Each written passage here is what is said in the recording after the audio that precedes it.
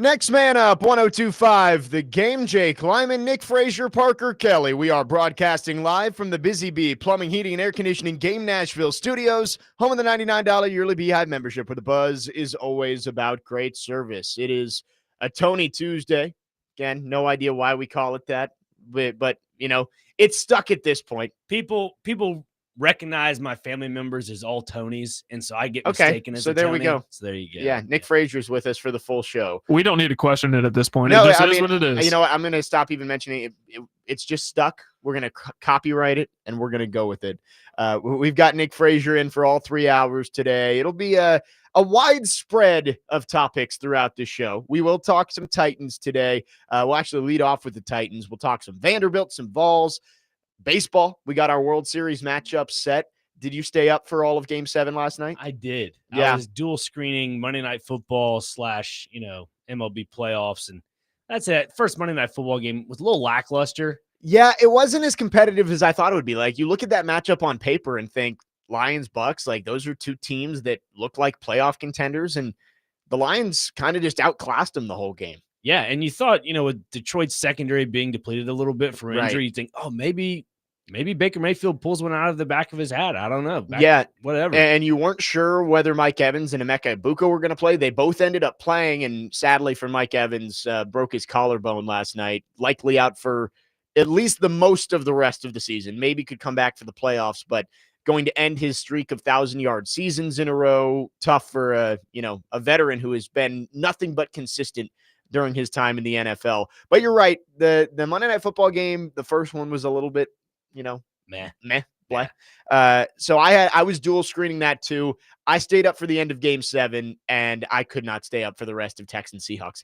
9:00 Central Time start on a Monday night is crazy. It's ridiculous. I think they said last night, I fell asleep probably around halftime, early third quarter, and I think ESPN said the game ended Central Time at like 1:15 or something like that. Yeah, it was. I got a text from one of my friends, and they're all in Eastern Time. I think it said 1:28 in the morning was when they finally got to the end, towards the end Eastern Time. So it was close to 1 a.m. Central Time. Not staying up for that. I like that it was a pure doubleheader and not the overlap like they do for a lot of these Monday night games. But maybe start the first one at, instead of 6 o'clock Central, 7 o'clock Eastern, start at 6 Eastern. That's still enough time for people to get out of work and get over to the game, and then have it 9 o'clock Eastern instead of 10, which was crazy. But that game got off the rails quick too, with CJ Stroud throwing the ball backwards, but the Seahawks couldn't recover it. Ends up being a touchback. Sam Darnold got stripped in the end zone by Will Anderson for a touchdown. Crazy game. Houston, honestly, I never thought I'd say this, but I thought Houston was good in preseason. They are looking bad. I don't know where that offensive line is looking to protect somebody, but they got to protect CJ Stroud. Yeah. I mean, nonetheless, when they did, Stroud would put it on a dime to a receiver and it just dropped. I don't understand the logic right now. This team should be good. Right. Heading into the year, they were the heavy favorite to win the AFC South, and they're 2-4 now. Colts have the best record in the NFL. It's not what you would have expected heading into the year. And the Texans, you mentioned the offensive line. I understand how bad their offensive line was last year, but completely shuffling it the way they did and hoping that they could find 4 or 5 new starters in one offseason usually doesn't work out, and we've seen the issues with it so far. 615-737-1025 is the phone number. We'd love to hear from you. You can text or call. Our phone line's driven by WilsonCountyHyundai.com. News for the Titans last night as well. Tyler Lockett was he asked for his release and was granted his release by the Tennessee Titans, and he can now join the other Titans washed veteran receivers in Valhalla after 7 games. I mean, it goes what? Randy Moss at the top, DeAndre Hopkins, Right, yeah. So you Andre got Johnson, and then Julio Jones.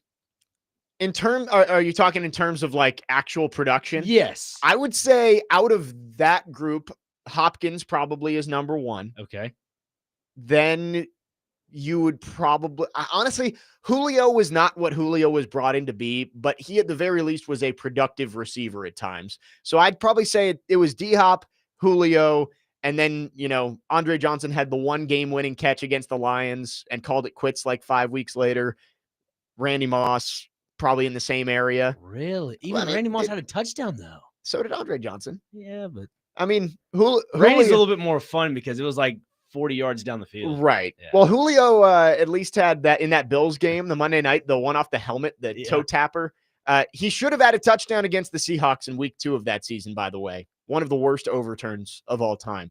But yeah, Tyler Lockett finds himself in the very bottom of that list. I believe he only had 10 catches during his 7 weeks with the Titans. And, you know, he was losing snaps. I want to say I saw he had 14 snaps this past week.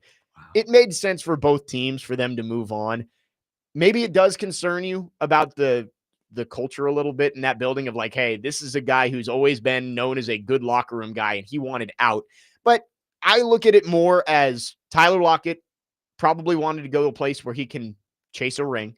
Mm-hmm. And, you know, he wasn't going to do that here. He wasn't playing here. So we'll see. He can sign with any team, I believe, by tomorrow. So I don't know what he put on tape that other teams are going to want, but maybe it's the locker room presence that you want to bring in. Exactly. Yeah. Listening to the, I guess, post game from the Seattle this morning, Jackson Smith and Jigga was talking to a bunch of people, and not a bunch of people, but the people on Sports Center, and saying, yeah, Cooper Kupp, this wide receiver core, the locker room's great. The core is fantastic. I think Lockett, he's at the back end of his career. Why not go back to Seattle? Yeah. Make a team-friendly deal. I mean, we've seen it before. These guys leave their long-term homes and then just decide to head back. I did see a Giants fan on Twitter saying, come be wide receiver 1 for the rest of the year. And I was like, all right, go. I don't care who the Giants wide receiver core is. Tyler Lockett would not be wide receiver 1 on any NFL team right now. I mean, receiver 3. He looked like he had lost a step, which happens at that age for wide receivers. And he wasn't getting open. He didn't have the run after catch ability. It wasn't working out. Chim Dike deserves those snaps. You want to see what the young guy can do. I do think that anybody who's tying this to catching the strep probably also a little premature.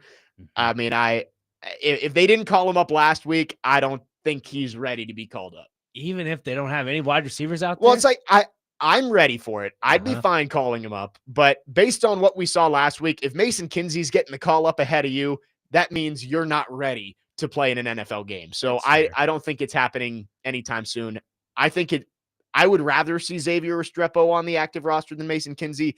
But when you're calling up a 6th or 7th wide receiver, it's more about special teams ability than anything you would actually do on the offensive side. Right. I mean, just at this point for the Titans, you have nothing to lose. This team's awful. You're probably playing for the top overall pick. Just put him in there. I mean, let the guy get a little bit of sunshine. All right. He's under the shed. It's raining right now. Let the Ferrari come out. Oh, it's not really a Ferrari. It's more like a Fiat. Get the Fiat out from under the shed and let him get a little sunshine. He was Keyshawn Boutte in practice last week. Clearly didn't prepare L'Jarius Sneed very well for that route at the end of the first half.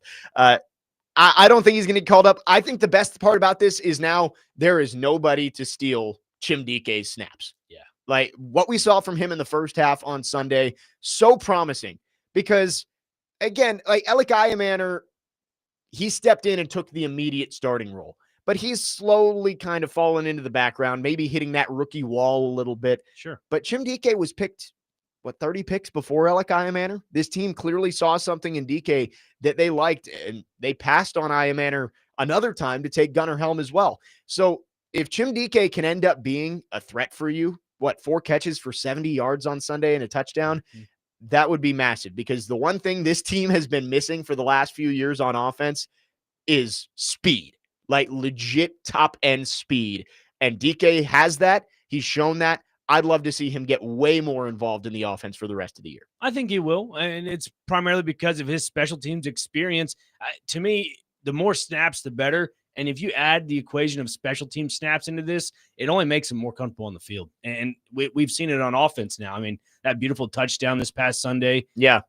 That you can't get any better. I mean, back-to-back plays with DK. He did have a drop, which it was one of those fastballs from Cam Ward, which trying to thread the yes, needle. as an NFL receiver, you'd like your guy to catch that, but also maybe not the easiest catch. 6641 on the text line says DK has already produced more in one game than Lockett has done all season for us. No reason to give every snap not to give every snap to the rookie you got. Go find out who your guys are. And I think that's got to be the plan for the rest of the year.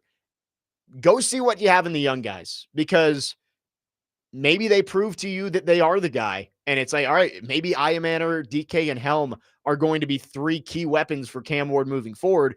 But maybe you give them more opportunities and you start seeing less production and you say, all right, we really have to go invest in wide receiver or tight end this offseason, because you need to know. You need to know where the holes are. There's plenty of them, but you got to find out what you have to use your capital towards this offseason. Yeah, and you're right. I think you use the capital towards the offensive side of the ball, because if you go to the draft, defensively, that's where you're going to build your defense is right out of the draft. And offense right now, sure, you have Cam Ward, best quarterback, I guess, out of that rookie class, or number 1 overall, that is.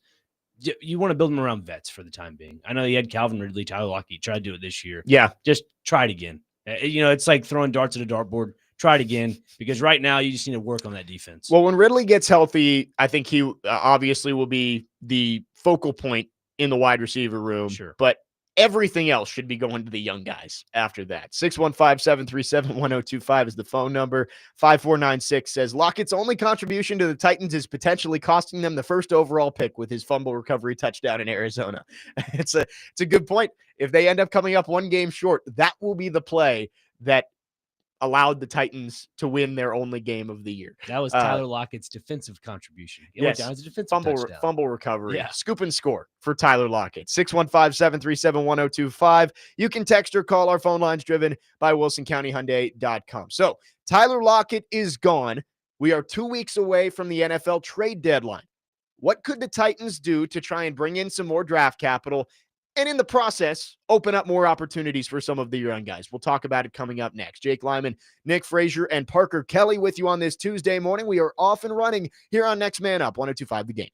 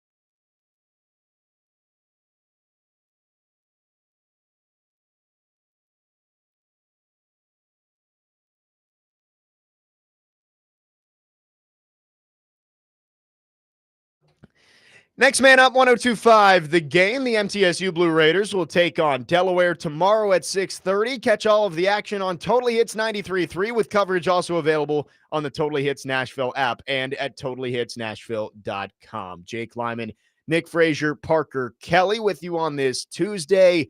Yesterday, Tyler Lockett asked for and was granted his release. So one of the first few expected moves in the roster churn ahead of the trade deadline. If Tyler Lockett had trade value, they would have traded him. Instead, he is going to be out on the open market. But we are 2 weeks away from the trade deadline. Lots of names out there for the Titans that are being shopped. And based on what we've seen from some of the insiders, it seems like this is a seller's market where there are more teams that feel like they can be competitive and are looking for pieces than teams that are trying to get rid of players. So the Titans could be in a spot where they could get rid of some of their players and add some more draft capital. Jeffrey Simmons and Cam Ward are apparently the only two players not on the market. I would hope that like Peter Skoronski is not being shopped as well. But there's not a whole lot of players on this team that I think are untouchable. And the names being floated out there, Arden Key, I think is probably the most obvious one. Like I think Arden Key is almost 100% going to be traded as long as he is healthy. He did not play last week. If he's healthy, I think he's getting traded somewhere. Yeah. Even though this team is depleted with edge rushers. Yeah. I think he probably is ready to move on. His contract ends at the end of the year. You're not going to get much for Arden Key. No. It might even be similar to what you got for Jarvis Brownlee, like 6th to 7th round pick swap, but you can get something.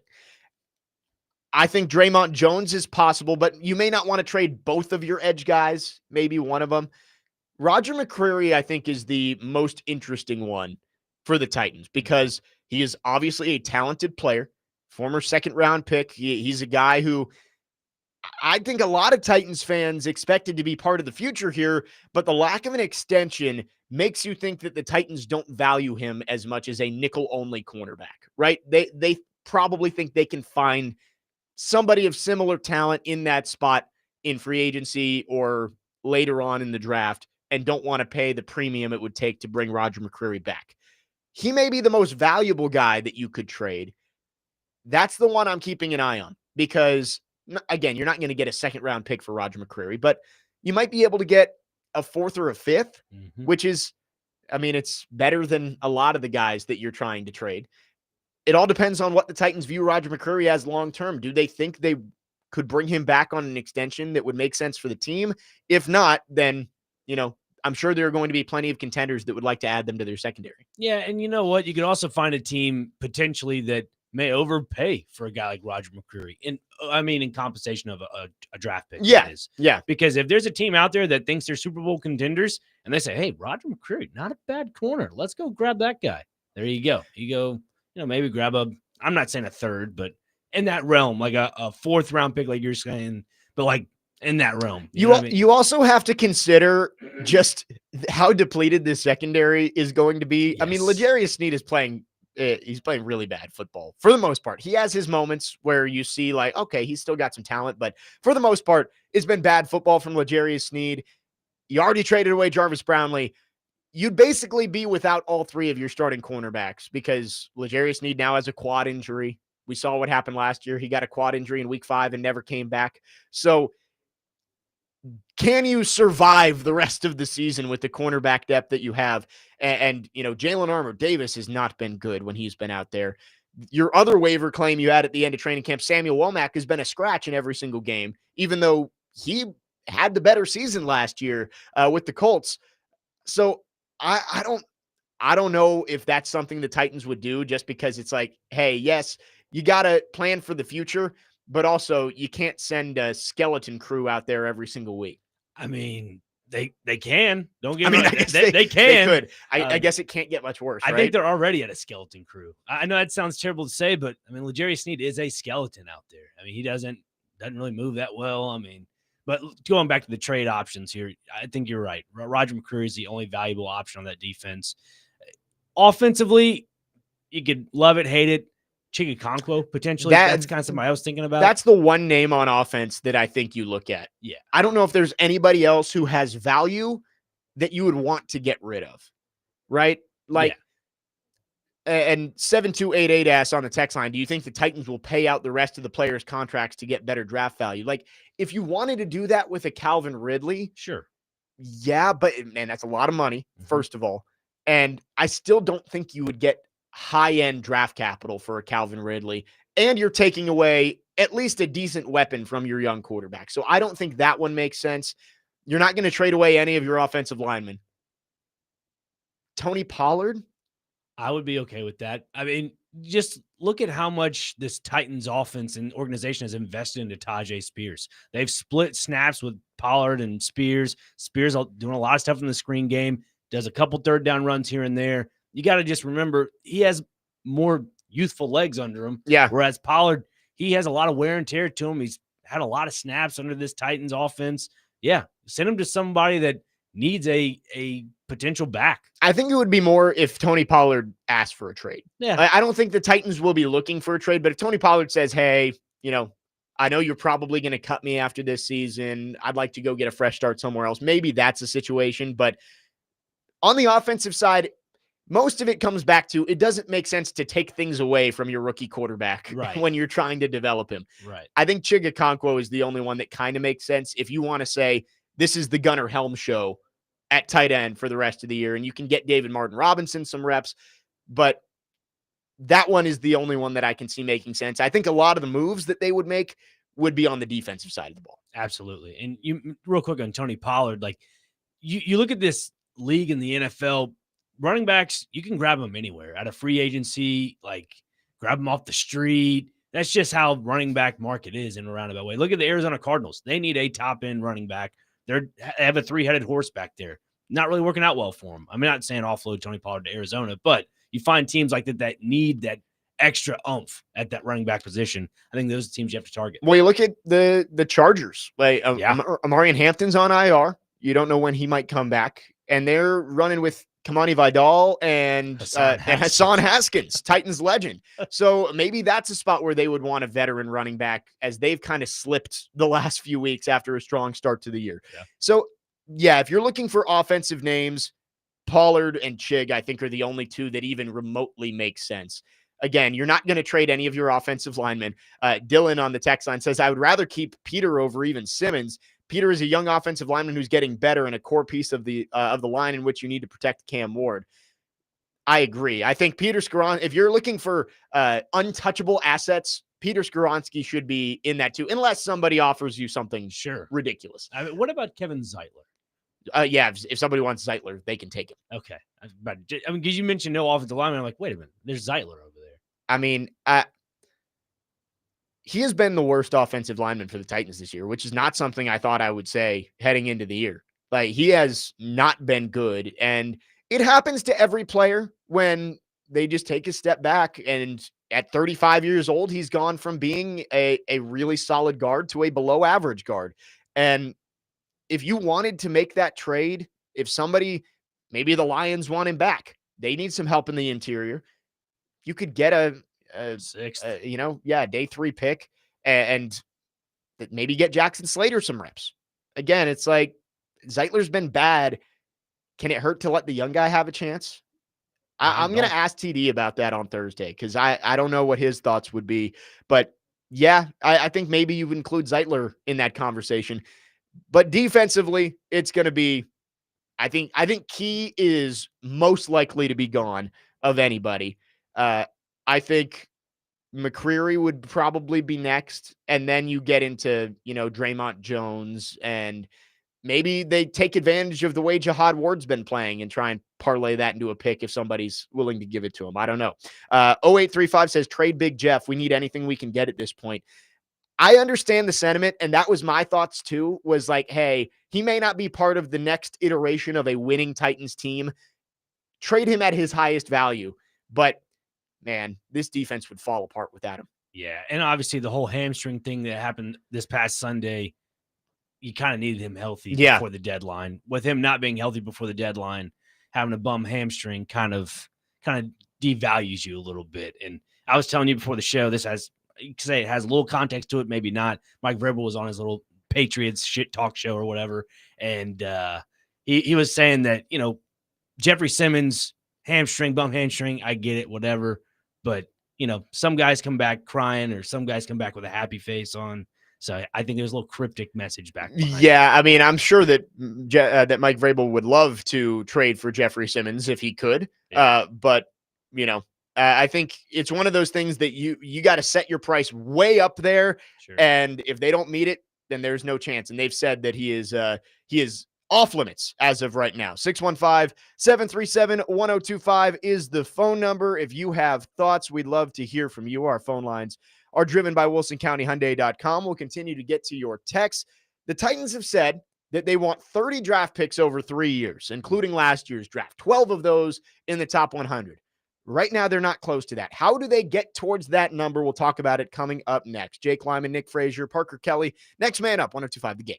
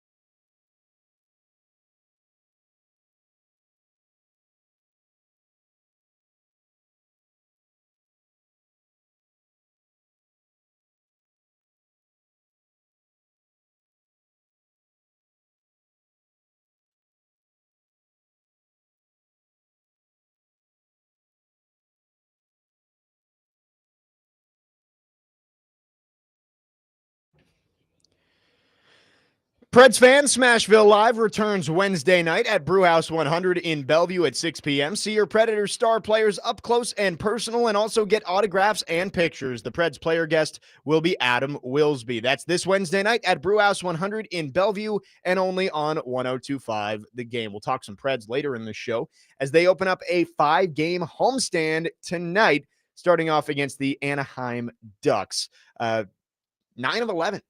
At home for the Preds. So lots of chances to get out there to Bridgestone Arena over the next couple of weeks. We are talking Titans to start the show. The trade deadline is 2 weeks away, and the Titans have plenty of options to trade away some players and add some draft capital. Now, again, unless you trade Jeffrey Simmons, you're not getting a first-round pick, a second-round pick for any of these guys. But you can start to amass draft capital, and maybe you end up with a couple fifths that you can turn into a fourth, or a couple fourths that you could get into the top 100 with, or something like that. Maybe, the pick that they traded up to get Alec Iamaner, the Ravens basically just gave it away to them. So you never know what could happen on draft day if you continue to amass draft capital. Yeah, I mean, the Titans obviously don't have a lot in the top 100 right now. I mean, you mentioned it. There are only 3. They need at least 6. 6? I think they need 3 more in the top 100. Which that would get them closer to that goal. Chad Brinker, Mike Borgonzi, when they hired Borgonzi in January of this past year, they said that over the next 3 years, so that includes last year's draft, this year's draft, and next year's draft, 2025, 26, 27, they want 30 total picks and 12 in the top 100. They made 3 in the top 100. They were able to create one with that trade back from their second-round pick, ended up taking Femi Oladejo and Kevin Winston Jr. This year, right now, you have your own first, your own second, your own third, but that's it in the top 100. Easiest way to add more draft capital, of course, is if you end up with a high pick, you can trade back, add a couple more seconds, maybe a first in next year's draft. That would be great. But you don't know where you're going to be picking. Right. You expect it's going to be high. But you also need a dance partner if you're picking that high and you want to trade back. And, the way the quarterback class is looking right now, there's not just a horde of players at the top who it's like somebody's coming up and going to trade multiple first-round picks to come get that guy. Right. Like 2 years ago, if the Bears, the Commanders, or the Patriots wanted to trade out with Williams, Daniels, and May up there, you could have gotten a king's ransom from any of those picks. Doesn't seem like there's going to be 3 or 4 quarterbacks worthy of top 5 picks in this year's draft. No, I think the only one that comes to mind right now who's been probably the hottest quarterback in college football is Ty Simpson. I mean, that guy's been playing lights out football. I mean, other than that, Lenore Sellers had some preseason flash to it, but nothing really is taken in stride with that. There's only one right now. I mean, John Mateer was up there for me, but I know Parker was high on him, but his little hand injury has kind of deterred his value as well. So, well, it's crazy that we've gone from 5 guys that we thought, man, these guys all could be the first overall pick.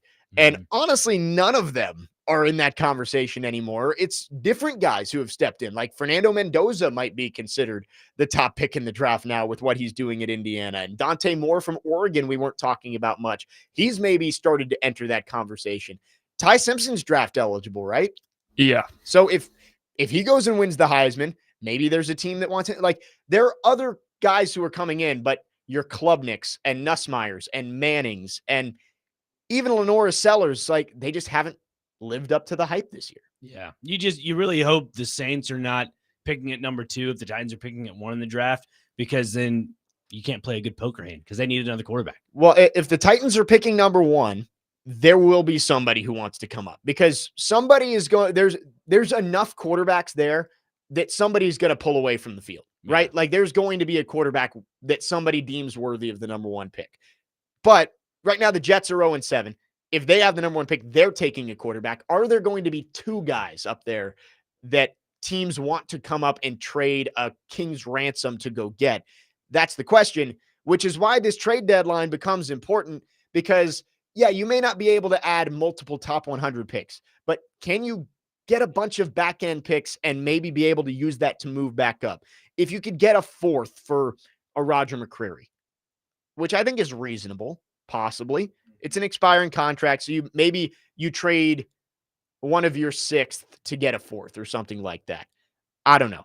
But that's how you start to amass this draft capital and hopefully be able to get towards that number of 12 top 100 picks over 3 years. You made 3 last year. That means if you want to get to that number, and I know it's an arbitrary number they threw out there, you need 9 in the next 2 years. Yeah. Which likely means you got to trade out of your first round pick this year.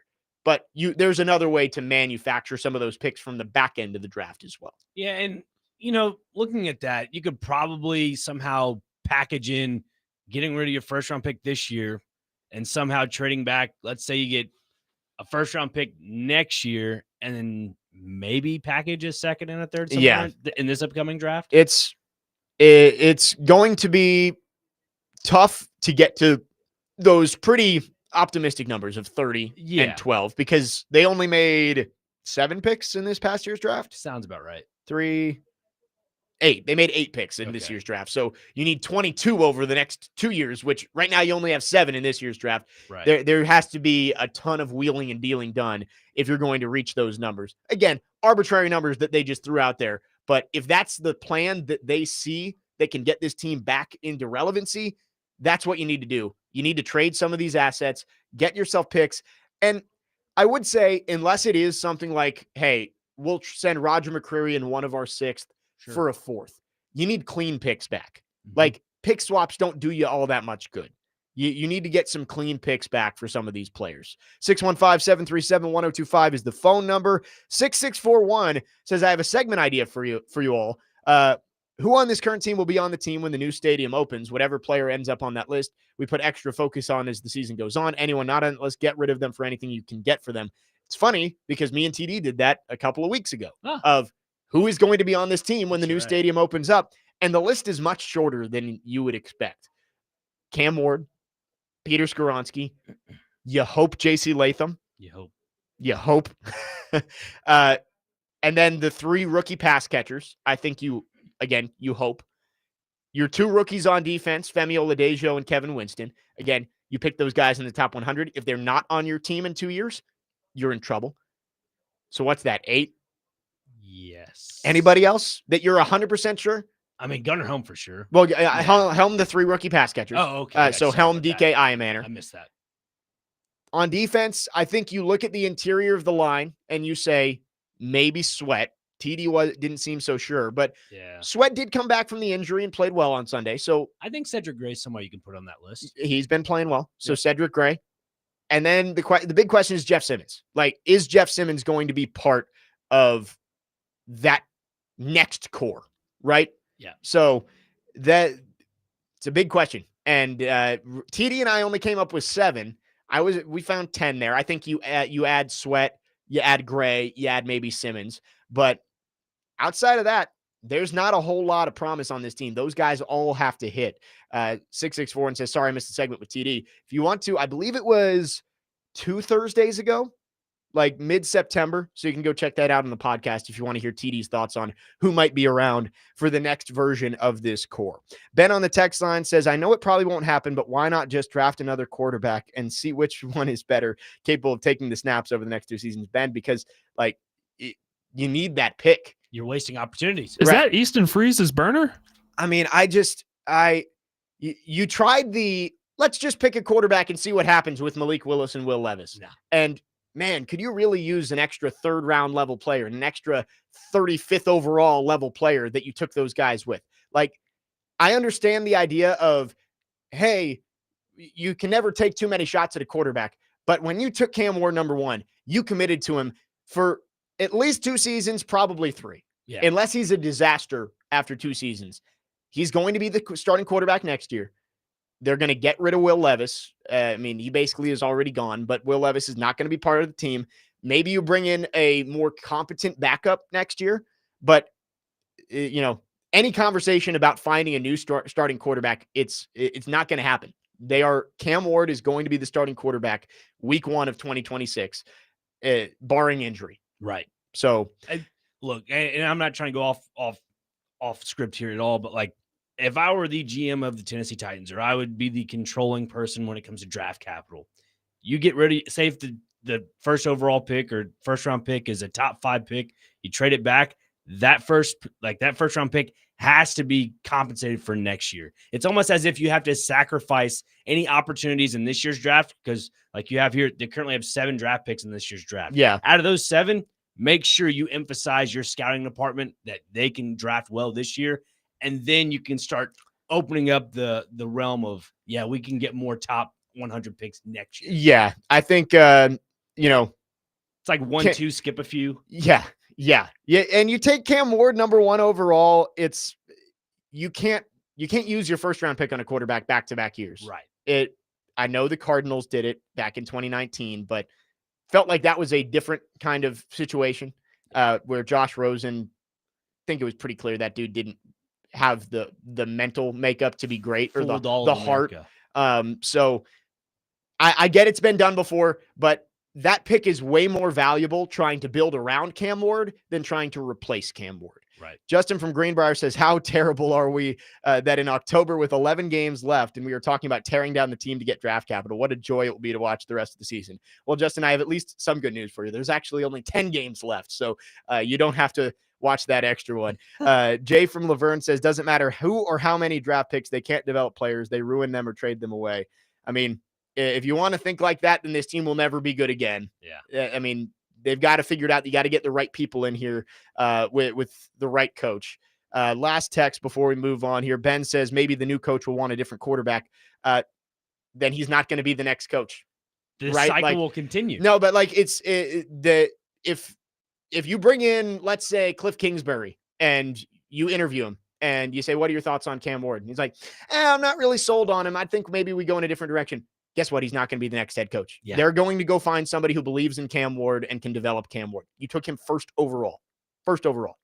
They are building around Cam Ward for at least next season, at the very least. 615-737-1025 is the phone number. We'll talk more Titans throughout the show. Titans getting ready to take on the Colts as 2 touchdown underdogs on the road in Indy on Sunday. So get excited for that on Sunday afternoon up there at Lucas Oil Stadium. But quickly, before we wrap up the hour, we have a World Series matchup. Blue Jays beating the Mariners in Game 7 of the ALCS last night. We'll talk about the World Series, Dodgers and Toronto, and the implications of what could happen if the Dodgers win a second straight World Series. Jake Lyman, Nick Frazier, Parker Kelly, next man up, 102.5 The Game.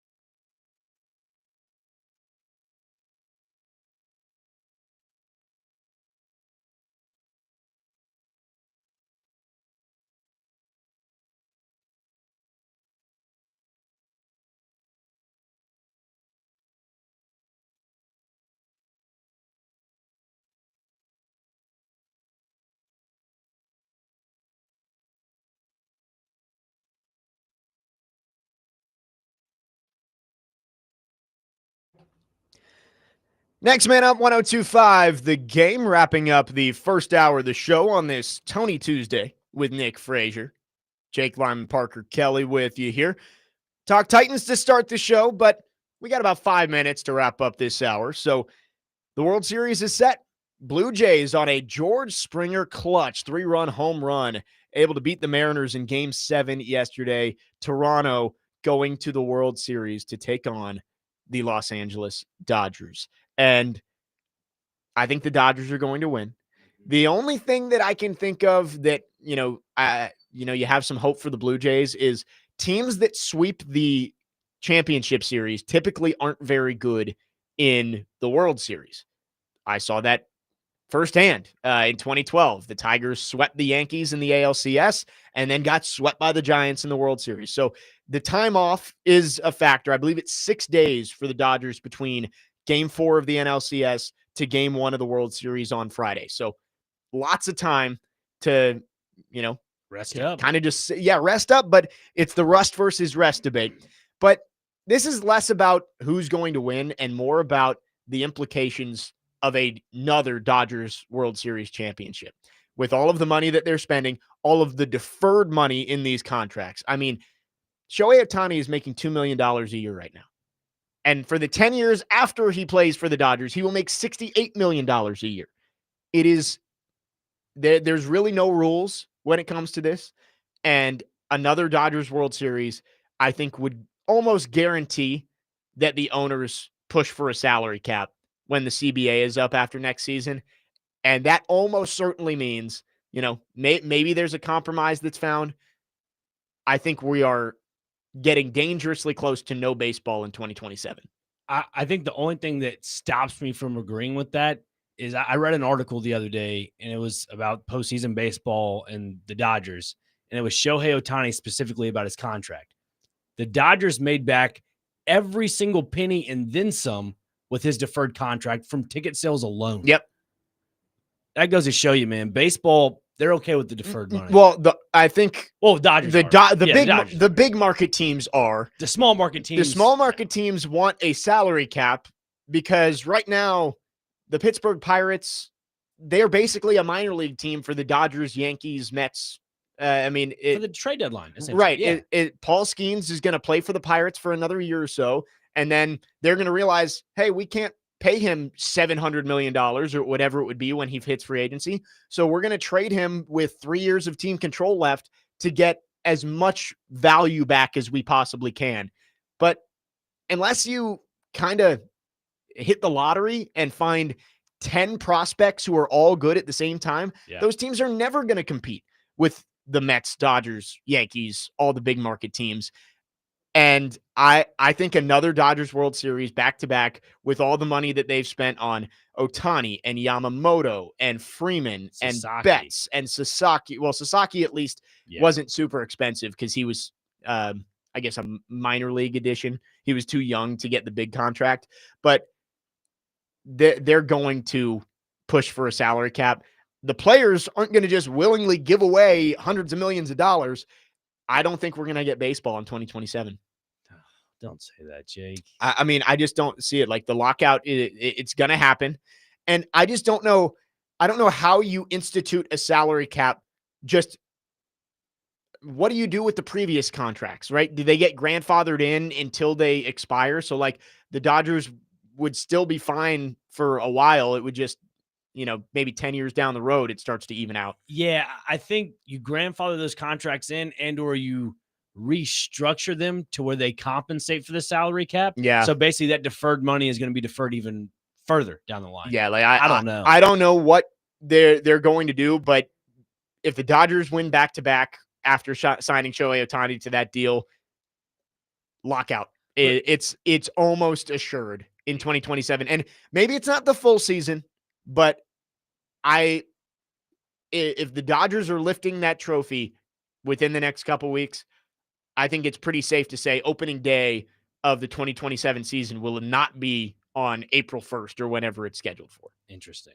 Even say this game goes say this series goes a full 7. You still think 2027 if the Dodgers win? I don't think it's just purely based on this series, but you just the optics of it doesn't look great. The Dodgers went and tried to make a super team, and they rolled to two championships in a row. So I can't see there not being. I mean, after the Bryce Harper comments to Rob Manfred when he went into their locker room, like the players aren't going to go for it. The owners, I don't think, are going to budge on a salary cap. There has to be some sort of compromise of maybe a shorter regular season. I don't know, but I cannot see them coming to some sort of compromise before the CBA starts taking games away. Yeah, I mean, I look at it from a different perspective. I think it solely comes down to the structure of how you run your farm system. If your scouts are not great, fire them. I'm in the camp of I'm okay with the deferred money. I'm okay with the Dodgers winning a second World Series in a row, back to back, because that's how baseball's been. I'm an old head. I can't help it. I don't mind the deferred money. I don't mind the extra money over everything. Look, I'm a Cardinals fan. They were top dogs way back in the day, mid 2000s, early 2000s. Then the front office decided, you know what? We're not going to spend the top dollar for the best pitcher. We're not going to spend the top dollar for the best, cornerstone third baseman or first baseman.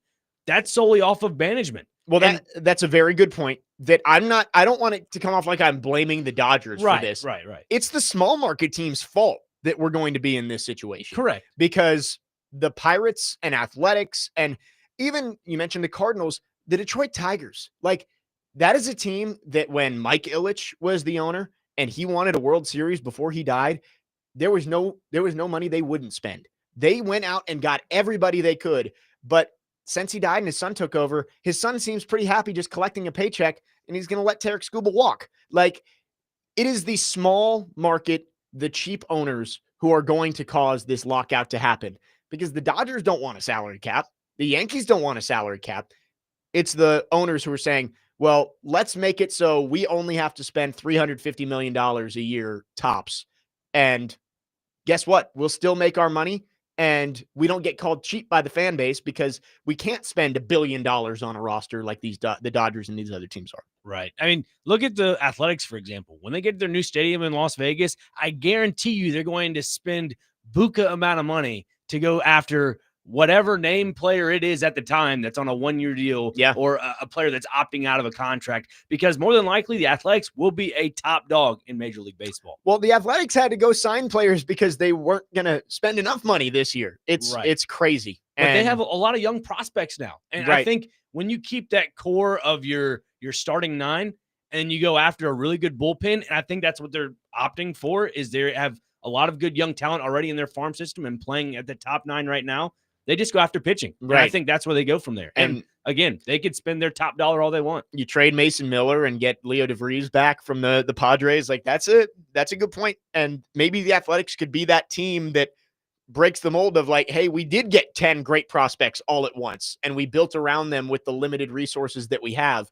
But for the most part, I mean, the Angels and Dodgers playing in the same city, it shows you, it's like, crazy. Maybe the market doesn't matter as much as it does just, is the owner going to be cheap? And that's what's ruining baseball right now. Look, after the Dodgers end their, and I will go to break real quick. I'll make this quick statement. After the Dodgers are done winning the World Series, if it's this year, maybe a following year, whatever it may be, Father Time's undefeated. This team will age out. But guess what? They'll go sign other players. Like, that's what baseball is. The Yankees and the Dodgers never have to rebuild because they just take the Pirates' best players every year. That's true. And, the Marlins, and that's what baseball has become, that there are 5 teams that basically have the other 25 as their feeder system of like, hey, we don't need to develop prospects because guess what? The Tigers have the best pitcher in baseball. They're not going to pay him. We will. Yeah. Now we have the best pitcher in baseball. Handpick your litter. Exactly. It's, just a quick tangent there. Quick rant of, if the Dodgers are lifting that trophy, very likely we don't have baseball in 2027. I hope you're wrong. I hope I'm wrong too. I really do. 615-737-1025 is the phone number. We'd love to hear from you. Our phone lines driven by WilsonCountyHyundai.com. Let's get into college football on the other side. Vandy with game day coming to town. Top 15 matchup with Missouri. The Vols have an 18% chance to make the college football playoff right now after losing to Alabama over the weekend. We'll talk about both teams in state and their ability to make it to the college football playoff at the end of the year. And could we have a huge clash in Neyland Stadium coming up in November? Jake Lyman, Nick Frazier, Parker Kelly. Next man up, 102.5 The Game.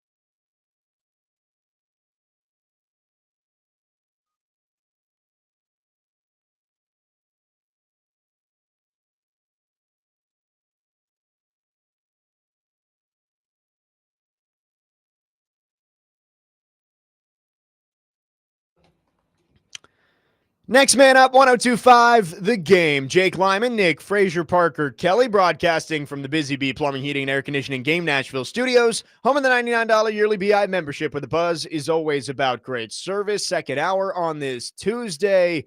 Let's get into some college football. Big weekend with Vandy taking down LSU at home, getting to 6-1. Commodores ranked in the top 10 for the first time since 1947. 1947. And they will host Missouri this weekend with College Game Day in town. 2:30 kick, number 10 Commodores, number 15 Tigers. The Vols came up short on the road against Alabama. Pick six from the goal line at the end of the first half is, wasn't the deciding play in the game, but it kind of slipped away from there, and it was tough for them to get back into it. Both these teams have a decent shot to still make the playoffs, though.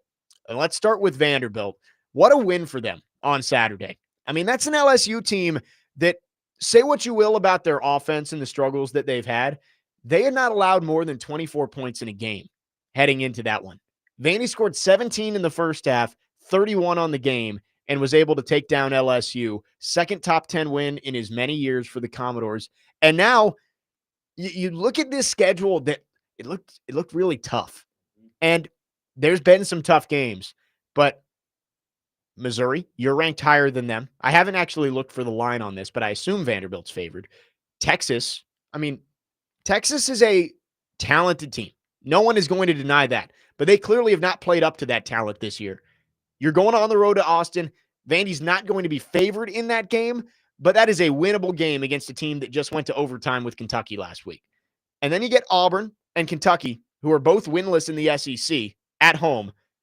You win 3 of those 4 games. You head to Neyland Stadium in a win and in to go to the playoff. Yeah, Vandy for this game Saturday is favored by 2.5. So basically the same as the LSU game. Right. And, good thing for Vandy's schedule. Sure, they got to go on the road to Texas, but minus that, you have Auburn at home, Missouri at home, Kentucky at home, and you travel to Neyland. I mean, basically, the easiest way to put it is if Vandy takes care of business in their home games and wins 1 of 2 on the road, they will be in the bracket. Yeah.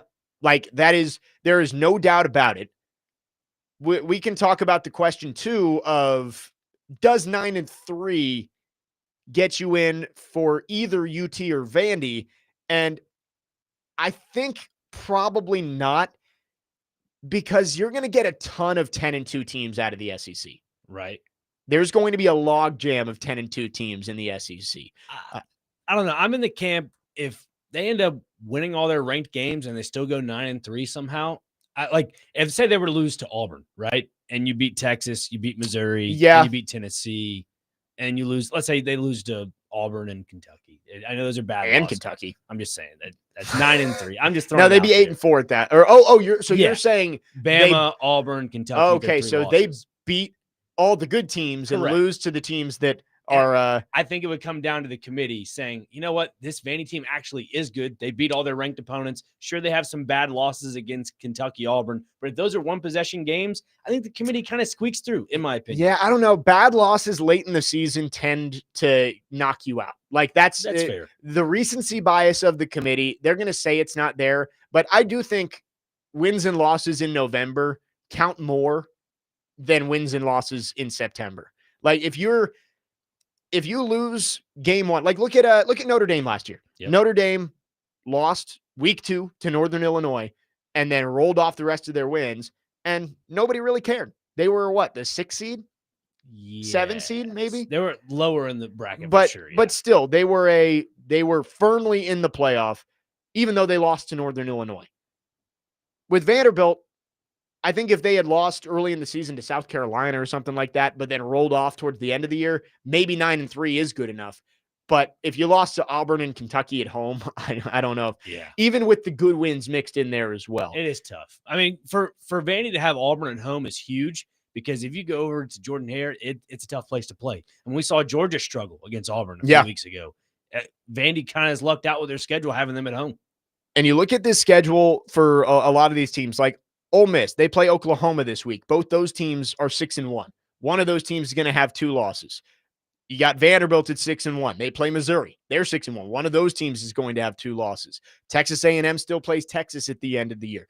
There's a chance that maybe there's one 11-1 team in the SEC, but then you've got like 5 or 6 at 10-2, and not all of those teams are going to get in.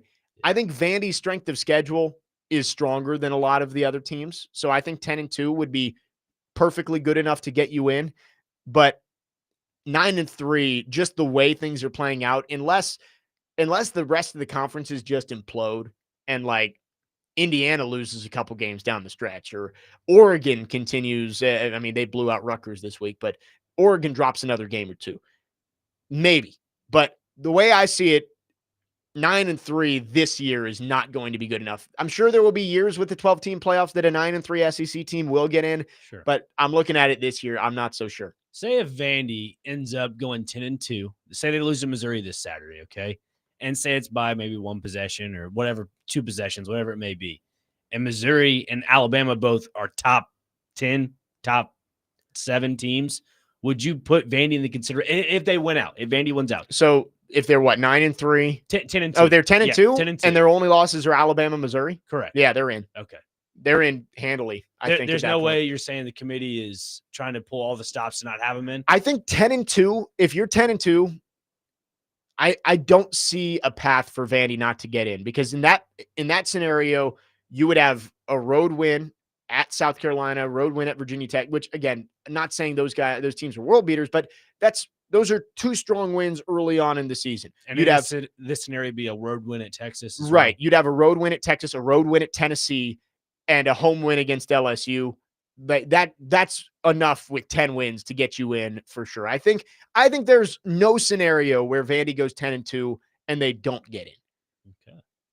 9-3 is going to be tough. So they got to win. You got to win 4 out of your last 5. And I think this week, I wrote this down that we say it every single week.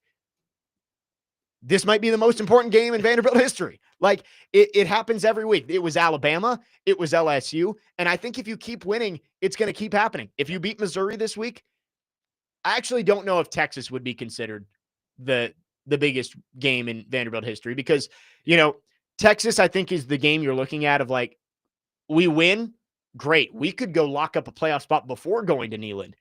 But you lose, you just got to beat the 2 winless teams in the SEC at home to get to Knoxville with a chance to go to the playoff. But I think this week, it is the new most important game in Vanderbilt history. Like, I think you pass LSU from last week, you win this game, Vandy's in a really, really good spot. Yeah, I mean, the coach mentality, just go 1-0 this week.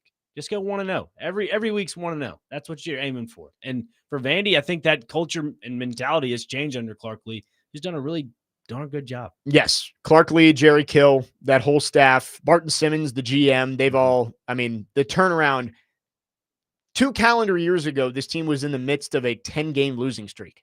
And now they are being talked about as a college football playoff team. Yeah. Crazy. I just love how they have a really good run game. That compensates for their passing game. Well, seriously. And it was nice to see after the Alabama took them out of that they went right back to it against LSU and had a ton of success. And Diego Pavia made plays with his arm, made plays with his legs, but they did get back to their identity, control the football game, and you beat LSU. Again, a top 10 team in your place. You got to defend home turf again this week. 5364 asks, what if Vanderbilt's 3rd loss was in the SEC championship game? Would that knock them out? That's DJ and Franklin. It's tough to imagine a 6-2 Vandy in the SEC getting to the SEC championship game. You would need like tiebreaker chaos to go Vandy's way to get you to Atlanta. But they have said, and the committee did back this up last year, that they are not going to let playing in the conference championship knock you out. Like SMU last year. Right. They lost to Clemson in the ACC championship game. And if you're looking at resumes, did SMU really deserve to get in? Probably not. But the idea of this team played in a conference championship game and this team didn't, and we're going to reward the team that sat at home instead of the team that played the game, it doesn't make sense. So I don't think you're going to see, if there is a 10-2 SEC team that loses in the SEC championship game, I don't think that's going to knock them below the rest of the pack. unless they get boat raced. Yeah, I'm Like- about to say that there's a good chance that committee, they say one thing and another thing happens. Right, like- I'm totally in the camp of that. Let's say it's a 10-2 Texas A&M plays Alabama and A&M loses by 40. Then maybe you start having that conversation. But if it's within 10 points, Yeah. you can't punish the team that played the game just because they played the game. Yeah. Like all those other teams would love to be in the SEC championship game. You can't punish the team that got there. 615-737-1025 is the phone number. Our phone lines driven by WilsonCountyHyundai.com. We're going to take a look at some of the ESPN percentage chances for these teams. With Vanderbilt and Tennessee, it's intriguing. And I don't like the FPI that they have, the Football Power Index. I think it's a little bit just random numbers. Mhm. Like, do you watch NFL Game Day Morning sometimes Oh, yeah. on NFL Network with Cynthia Freeland? My model tells me that Jamar Chase is going to have 7 catches for 86 yards and a touchdown. It's like, it's just random numbers. Yeah. But they do have it broken down in terms of chance to win out, chance to make the college football playoff. And I think those numbers, when paired together, tell you a lot about what these teams need to do to make the college football playoff. We'll talk about it coming up next. Jake Lyman, Nick Frazier, Parker Kelly, next man up, 102.5 The Game.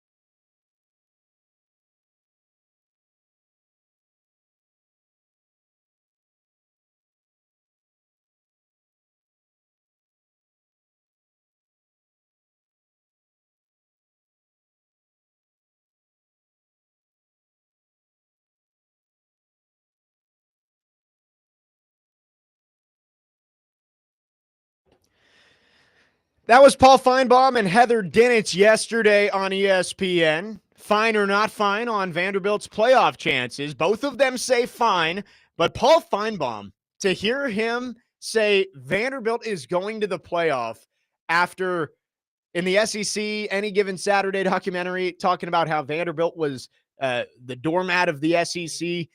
If he's come around on Vanderbilt, I think that's how you know that this program is in a good spot with 5 weeks left to go in the season. Jake Lyman, Nick Frazier, Parker Kelly, next man up, 102.5 The Game. Vanderbilt now 6-1. Game day coming to town this week with 15th ranked Missouri in Nashville on Saturday. So ESPN's FPI, which again, I think is it's a random metric. I don't know. There's a formula that goes into it, but you can't just take those numbers for granted. You know, something's going to happen if it's going to happen. But right now, Vanderbilt has a 35% chance to make the playoff, according to ESPN's FPI. Heather Dinich just put out an article of college football playoff bubble watch on ESPN and says if Vandy beats Mizzou, its chances of reaching the college football playoff would climb to 49%. And that is in a vacuum, by the way. That's not with any other results from the weekend. So likely would climb to 50% or higher if Vandy was able to win this weekend, but a loss would drop them to 14%. If the playoffs were held today, Heather Dinich has Alabama, Georgia, Oklahoma, Ole Miss, and A&M in, Vanderbilt right on the bubble.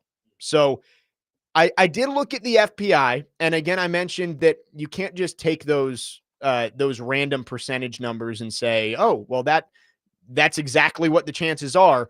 But they also have a percentage chance to win out number on there. And I think the difference between those two numbers is interesting for Vanderbilt and for Tennessee. For Vandy, again, 35% chance to make the playoff, but it says only a 4% chance to win out. So that tells you that there's a good chance, even if Vandy was to go 4-1 down the stretch, they'd still have a very good shot to make the college football playoff. Yeah, and I think that's the logical, that's the logical race for them to do is go 4-1 or whatever that may be.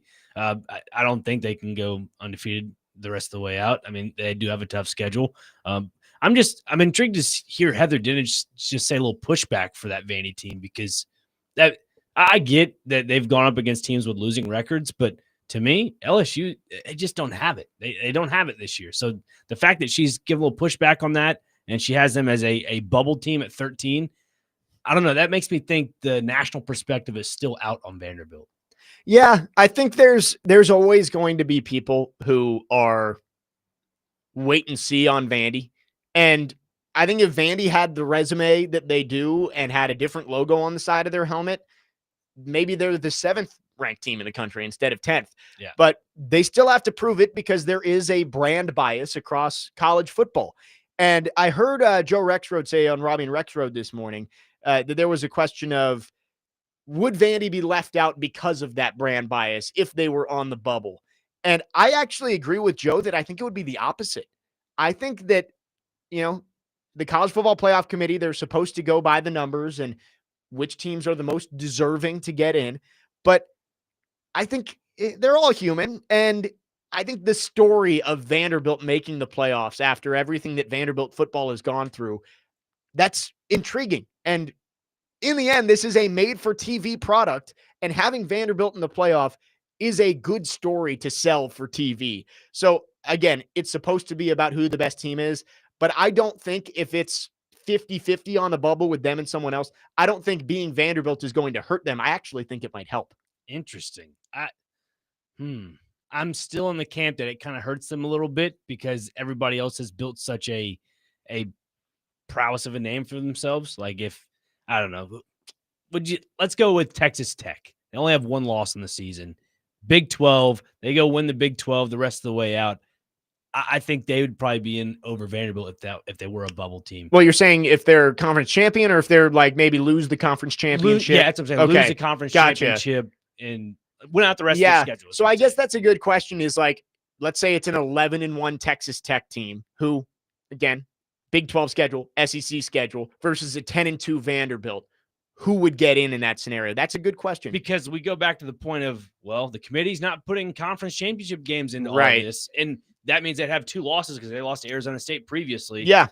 what do you equate there? Because Texas Tech's they're blowing teams out by 50 to 60 points, right? In some cases, and there's so much football left to be played, but I think it's fair to say that Vandy, I mean, they control their own destiny for sure. Sure, if they win out, Vandy is not only in the playoff. If Vandy wins out and you're 11-1, which again, the chances from ESPN is like 4% for them to win the rest of their games. But if they did that, not only are you in the playoff, I think there's a playoff game being held about 15 minutes down the road. Could you imagine? That would be absolutely crazy. I mean, it'd have the Nashville fan base going crazy because they don't have a professional team going to the playoffs. So why not go for the college football playoff? I mean, you got Tennessee up the street, but I mean, that's neither here nor there. They have a 17% chance of making the playoff right now? Yeah, Tennessee, 17 to 18, somewhere in that range. Gotcha. But, and we'll talk about this on the other side, they have a 15% chance to win out. So basically, the point I'm trying to make is 9-3 Tennessee does not get in. You got to pretty much win all the rest of your games. 2349 on the text line says, you say that, Jake, but another thing Rexrode said was about Indiana last year with the most losses ever and still put them in. That's kind of the point I'm trying to make here, is that brand bias can go both ways, right? Like, yes, I think for the AP rankings, a lot of these reporters who put their votes in are going to lean to the helmets, the logos that they know more. A 6-1 Alabama is going to look better than a 6-1 Vanderbilt to somebody who doesn't watch those games religiously up in the Northwest or whatever. But for the college football playoff, I think the storyline of having a team like Indiana last year, who Indiana was 11-1, but they didn't really play anybody. They put them in, and it's a great story to have Indiana playing a playoff game at Notre Dame. Again, it's a made-for-TV product. I know it should be purely the numbers, but like having a Vanderbilt playoff game is a great sell for TV. So I'm saying I don't think it hurts them if, like, I don't think brand bias is going to be the reason that Vandy gets left out. Interesting. This is why I need to be an AP voter, and I need to talk to Joe Rexrode or Corey Curtis or whoever to make this happen. Because I guarantee the AP is not watching Stanford and Florida State kick off at 9:30 at night the other night. I guarantee. They didn't watch Cal and North Carolina on Friday at 9:30 either. I know that for a fact. But no, it is tough for these voters. I'm not trying to say that they're not doing their job. Yeah. Like, there's I'll do that for you. I'll say it for you. But like, it's tough to watch every single game. And you're supposed to get a decent idea of what all these teams are doing. But somebody who covers Washington State, who has a vote, may not be able to watch every second of Alabama, Tennessee, and Vanderbilt, LSU. And you see Alabama 6-1, Vandy 6-1, and you're like, oh, well, Alabama, sure, you're 5th, Vandy's 10th. And I mean, Alabama beat Vanderbilt, but like just using those brands as examples, that I think some of these poll voters who don't watch every single game can get caught up in the logo. The college football playoff committee, I mean, I think it's, you look at it and you say, hey, Vandy playing a playoff game would make some pretty good TV. I know that shouldn't be a part of it, but it is. But still, yeah. Justin says Vanderbilt played Alabama tough. I know the end score doesn't say much, but they were on the doorstep of scoring twice and turned it over. If Pavia holds on to the ball, at the very least, they get 6 points from it. That's a much different game. Yeah. I mean, I think that's one that Vandy looks back on and says, man, we were right there and kind of gave it away a couple of times, but they've played well enough in their other games to give themselves that leeway to have a game they don't play very well. And the way Alabama's playing, that's not a bad loss whatsoever. Yeah, I think Pavia kind of got caught up in the moment a little bit. And because that Texas talking a great point about, if it stays a one-possession game, I think that looks better on the resume for sure. Right. I mean, that late touchdown from Jam Miller, it's like, I understand 16 versus 9 doesn't change a lot, but from the perspective of maybe those voters who didn't watch the game, who just checked the score, 30-14 looks a lot different than 23-14. And that's what scares me about the national perspective about Vanderbilt, is that you have those voters that just look at the box scores and they base their vote off that a little bit. I'm sure there are some out there, and that's what's a little concerning. Josh on the text line says, Vandy is not getting in. The reason exactly as you're talking, that they can't win out, they can't win playoff games. He says 11-1 won't get you in over good 10-2 teams. That's ludicrous. Wait, was his reasoning that they won't get in because they can't win a game. He's in the playoff? basically saying that if they don't win out, they can't win a playoff game. I don't understand that, Yeah, Josh. I don't but get that either. Appreciate you texting in. 615-737-1025 is the phone number. If you want to send your thoughts, we appreciate it. Our phone line's driven by WilsonCountyHyundai.com. We'll transition more over to the Vols side on the other side of the break. Tennessee back against the wall. They've lost 2 games, but the schedule from here on out, not impossible for Tennessee to run the table and get back to the playoff for the second straight year. Jake Lyman, Nick Frazier, Parker Kelly with you on this Tuesday morning. Next man up, 102.5 The Game.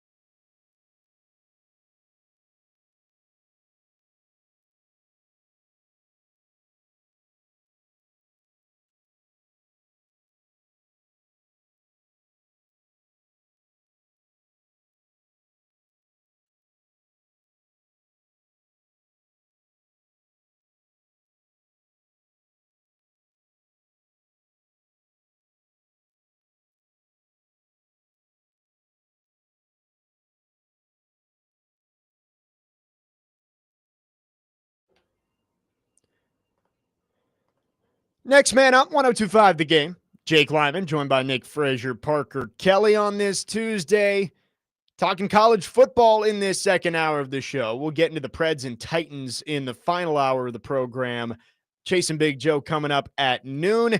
We talked Vandy, and again, according to ESPN's FBI, 35% chance to make the college football playoff. Heather Dinich says that with a win over Missouri, that would go up towards 50%, but drop down to 14% if they were to lose, and likely, almost certainly would have to win out against Texas, Auburn, Kentucky, Tennessee to get in. For the Vols, they have an 18% chance to make the college football playoff as of now, but they have a 15% chance to win out. So using those numbers, it tells you that pretty much the only way Tennessee is going to get into the college football playoff is by running the table their last 5 games.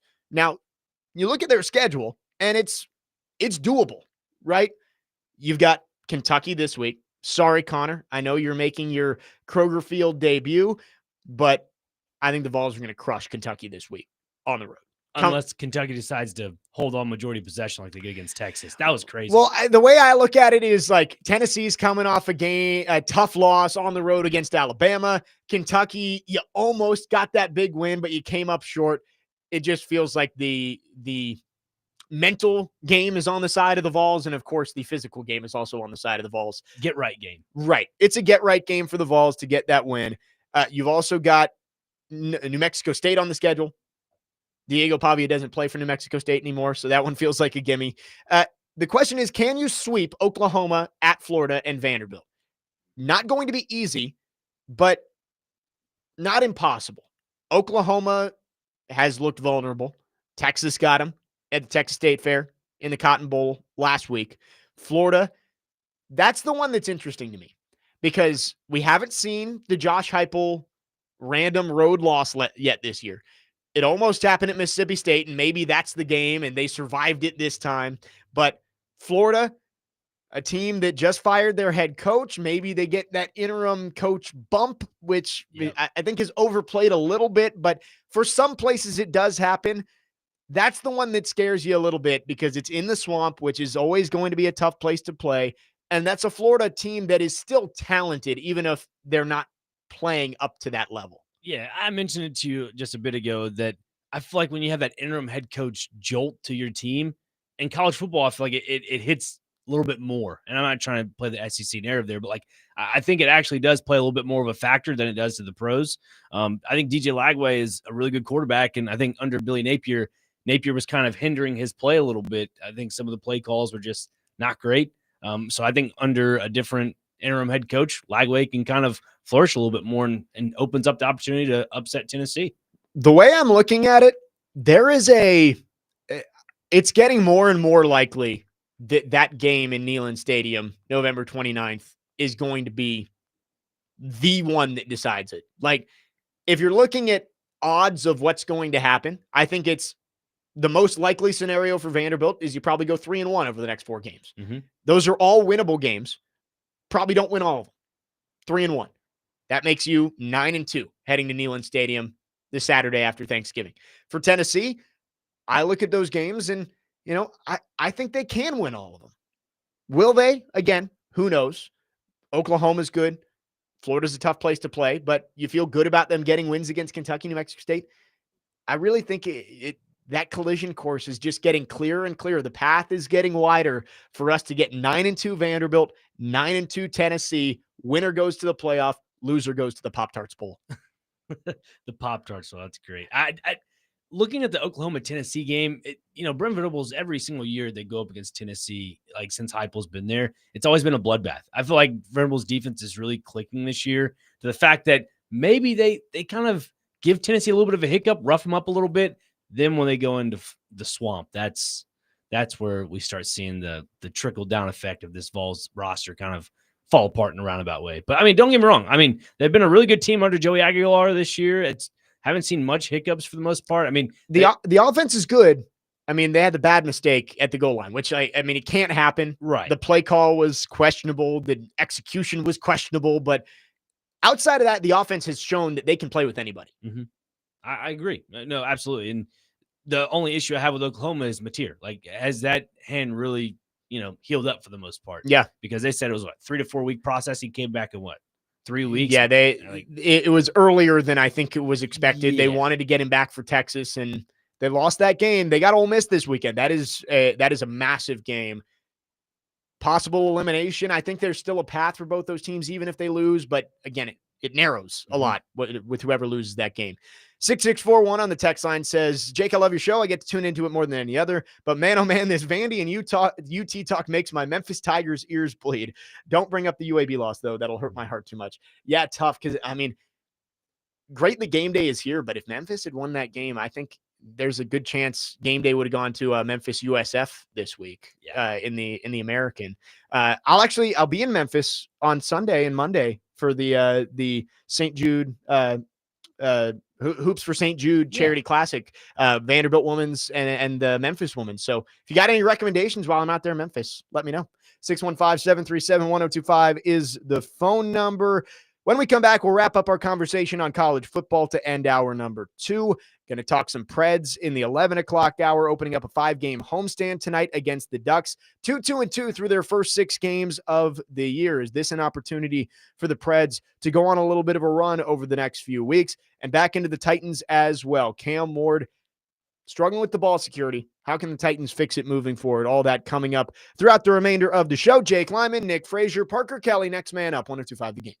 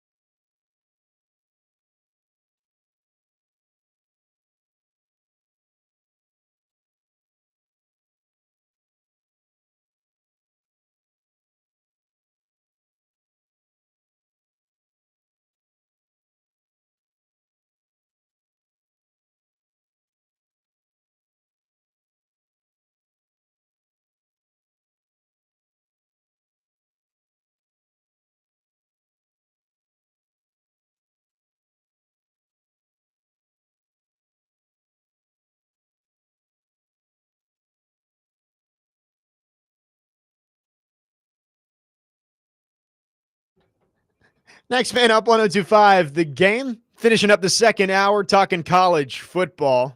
We had our texter say he wants some Memphis Tigers talk. I'll be in Memphis on Sunday. I'll be walking in Memphis with my 10 feet off of Beal. Yeah, you will. Jake Lyman, Nick Frazier, Parker Kelly, next man up. Big weekend of college football coming up. And we mentioned Tennessee looking for a get-right game against Kentucky. I feel confident about it. Again, our friend Connor Newt will be up there. And, I don't think it's going to go well, but who knows? Anything can happen. They did go to overtime with Texas last week.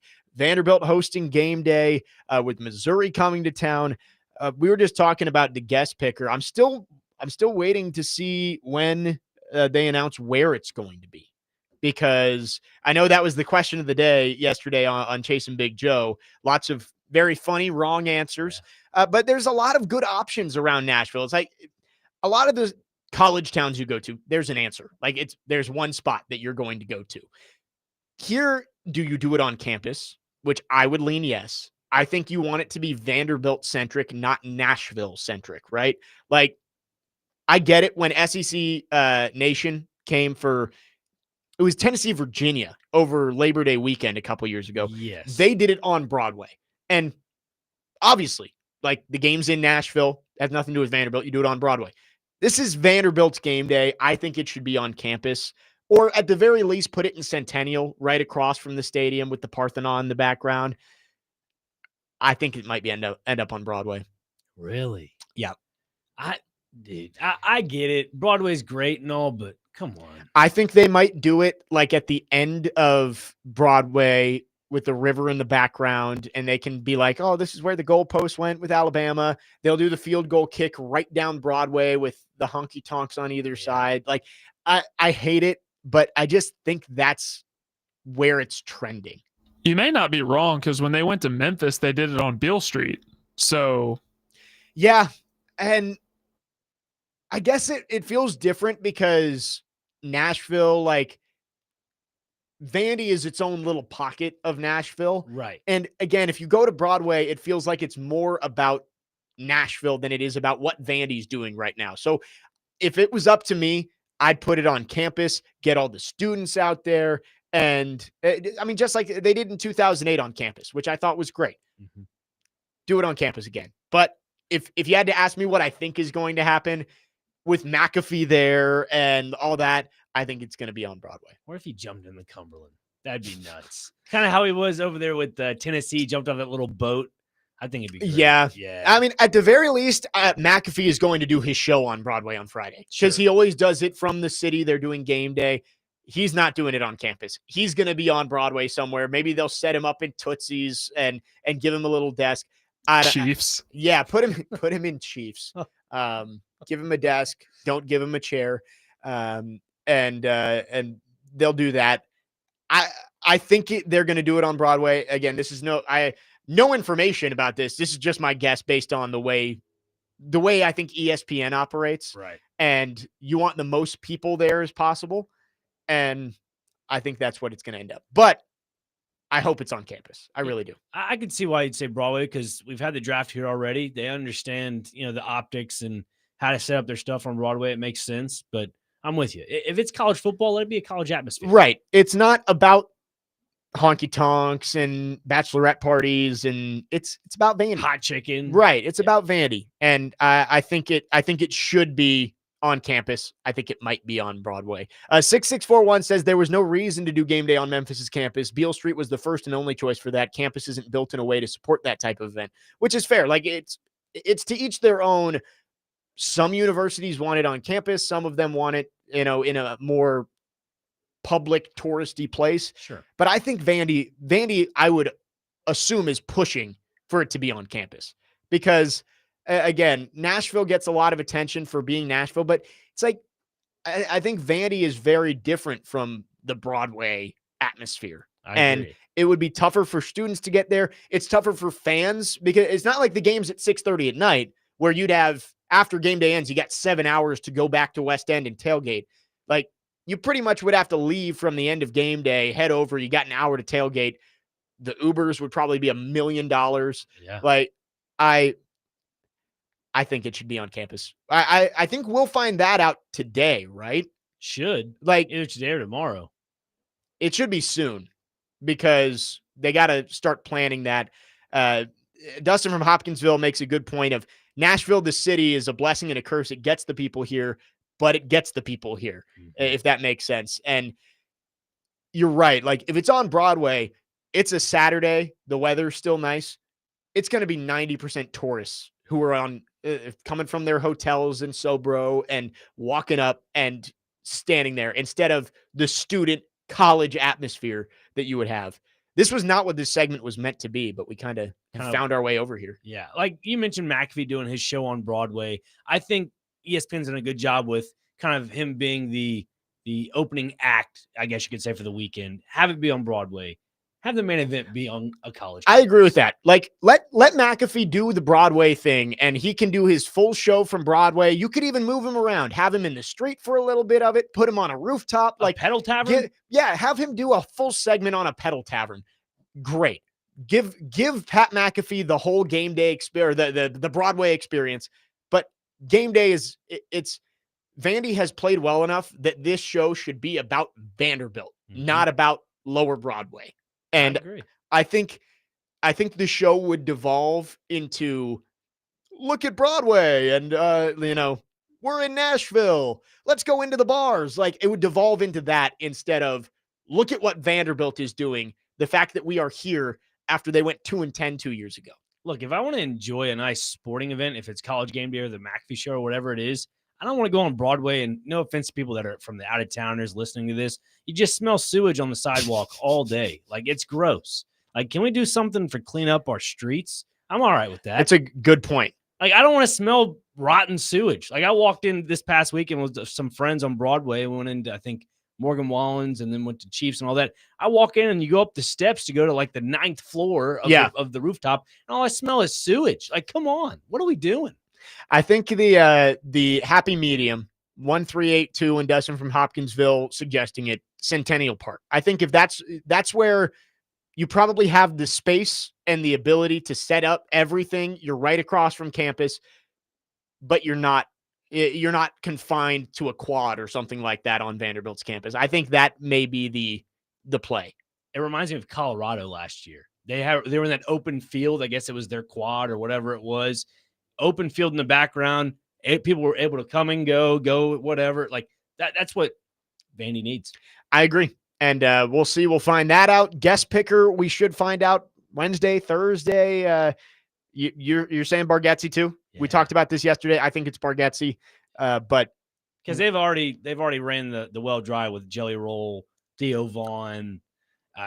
Who else is Vanderbilt oriented? I mean, right. I mean they love going to the comedians. Like it's kind of like when in doubt for ESPN, go find a comedian with some loose tie to this school and they'll make it work. And I think Bargatze has more than a loose tie to Vanderbilt. He's a diehard Vanderbilt fan. So I think that'll be the pick. But again, as I said yesterday, Vandy Pimp from SEC Shorts wouldn't shock me. Hilarious. Would not shock me. And it's funny because they had nothing to do with Vanderbilt before the Alabama game, but he did the little like scepter dance. Yeah. And a year later, it's here we are.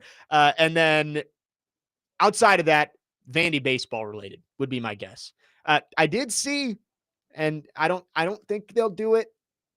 Michaela Blake's. I mean, again, unlikely, but that is SEC Freshman of the Year, All-American women's basketball player, won a gold medal this offseason and was the MVP of the AmeriCup. Like, just putting it out there, if they wanted to go with a current Vanderbilt athlete, hey, two-time 50-point scorer. I just beat your own record. Right. I mean, I gotta soft plug there. Like, I think that would be awesome. But it's honestly a respectable plug. It's not a soft plug. It's like it should happen. I think Bargatze is the easy choice. 615-737-1025 is the phone number. Jeremy in Clarksville says it would have been cool on Broadway 25 years ago. Broadway ain't Nashville anymore. It's a tourist trap. And it's fair. It's fair. 615-737-1025 is the phone number. We'll take a break. When we come back, the Predators starting a 5-game homestand tonight at Bridgestone Arena. 9 of their next 11 are in Nashville. An opportunity early on in the season. You've You've kind of treaded water through the first 6 games. You're 2-2-2. Can you get on track and make a run here with a ton of games in your home stadium coming up over the next few weeks? We'll talk about it next. Jake Lyman, Nick Frazier, Parker Kelly with you on this Tuesday. Next Man Up, 102.5 The Game.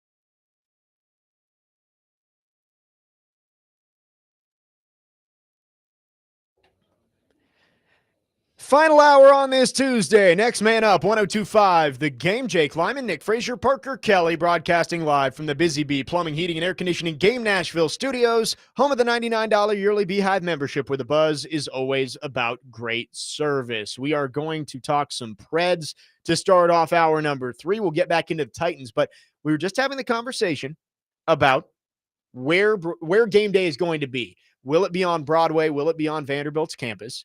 And on our text line, driven by WilsonCountyHyundai.com, again, like, it's just a texter. We don't know if it's verified or anything, but 5662 says, my company handles the equipment for game day setup we are delivering to Vanderbilt campus. So take it with a grain of salt, but if that's true, we'll get our wish, and it will be on Vanderbilt's campus. Or maybe they're holding the equipment at Vanderbilt's campus and then moving it to Broadway somewhere else. Yeah, I don't know. But, I mean, I have no reason not to believe that that's true.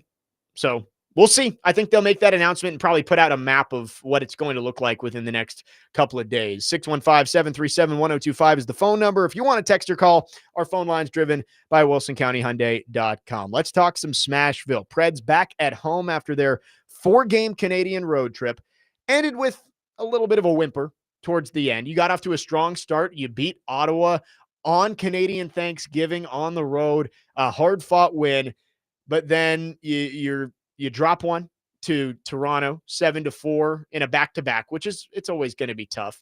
Then you kind of choke one away against Montreal. Cole Caulfield scores with 20 seconds left after Jonathan Marchessault had his shot into the empty net blocked.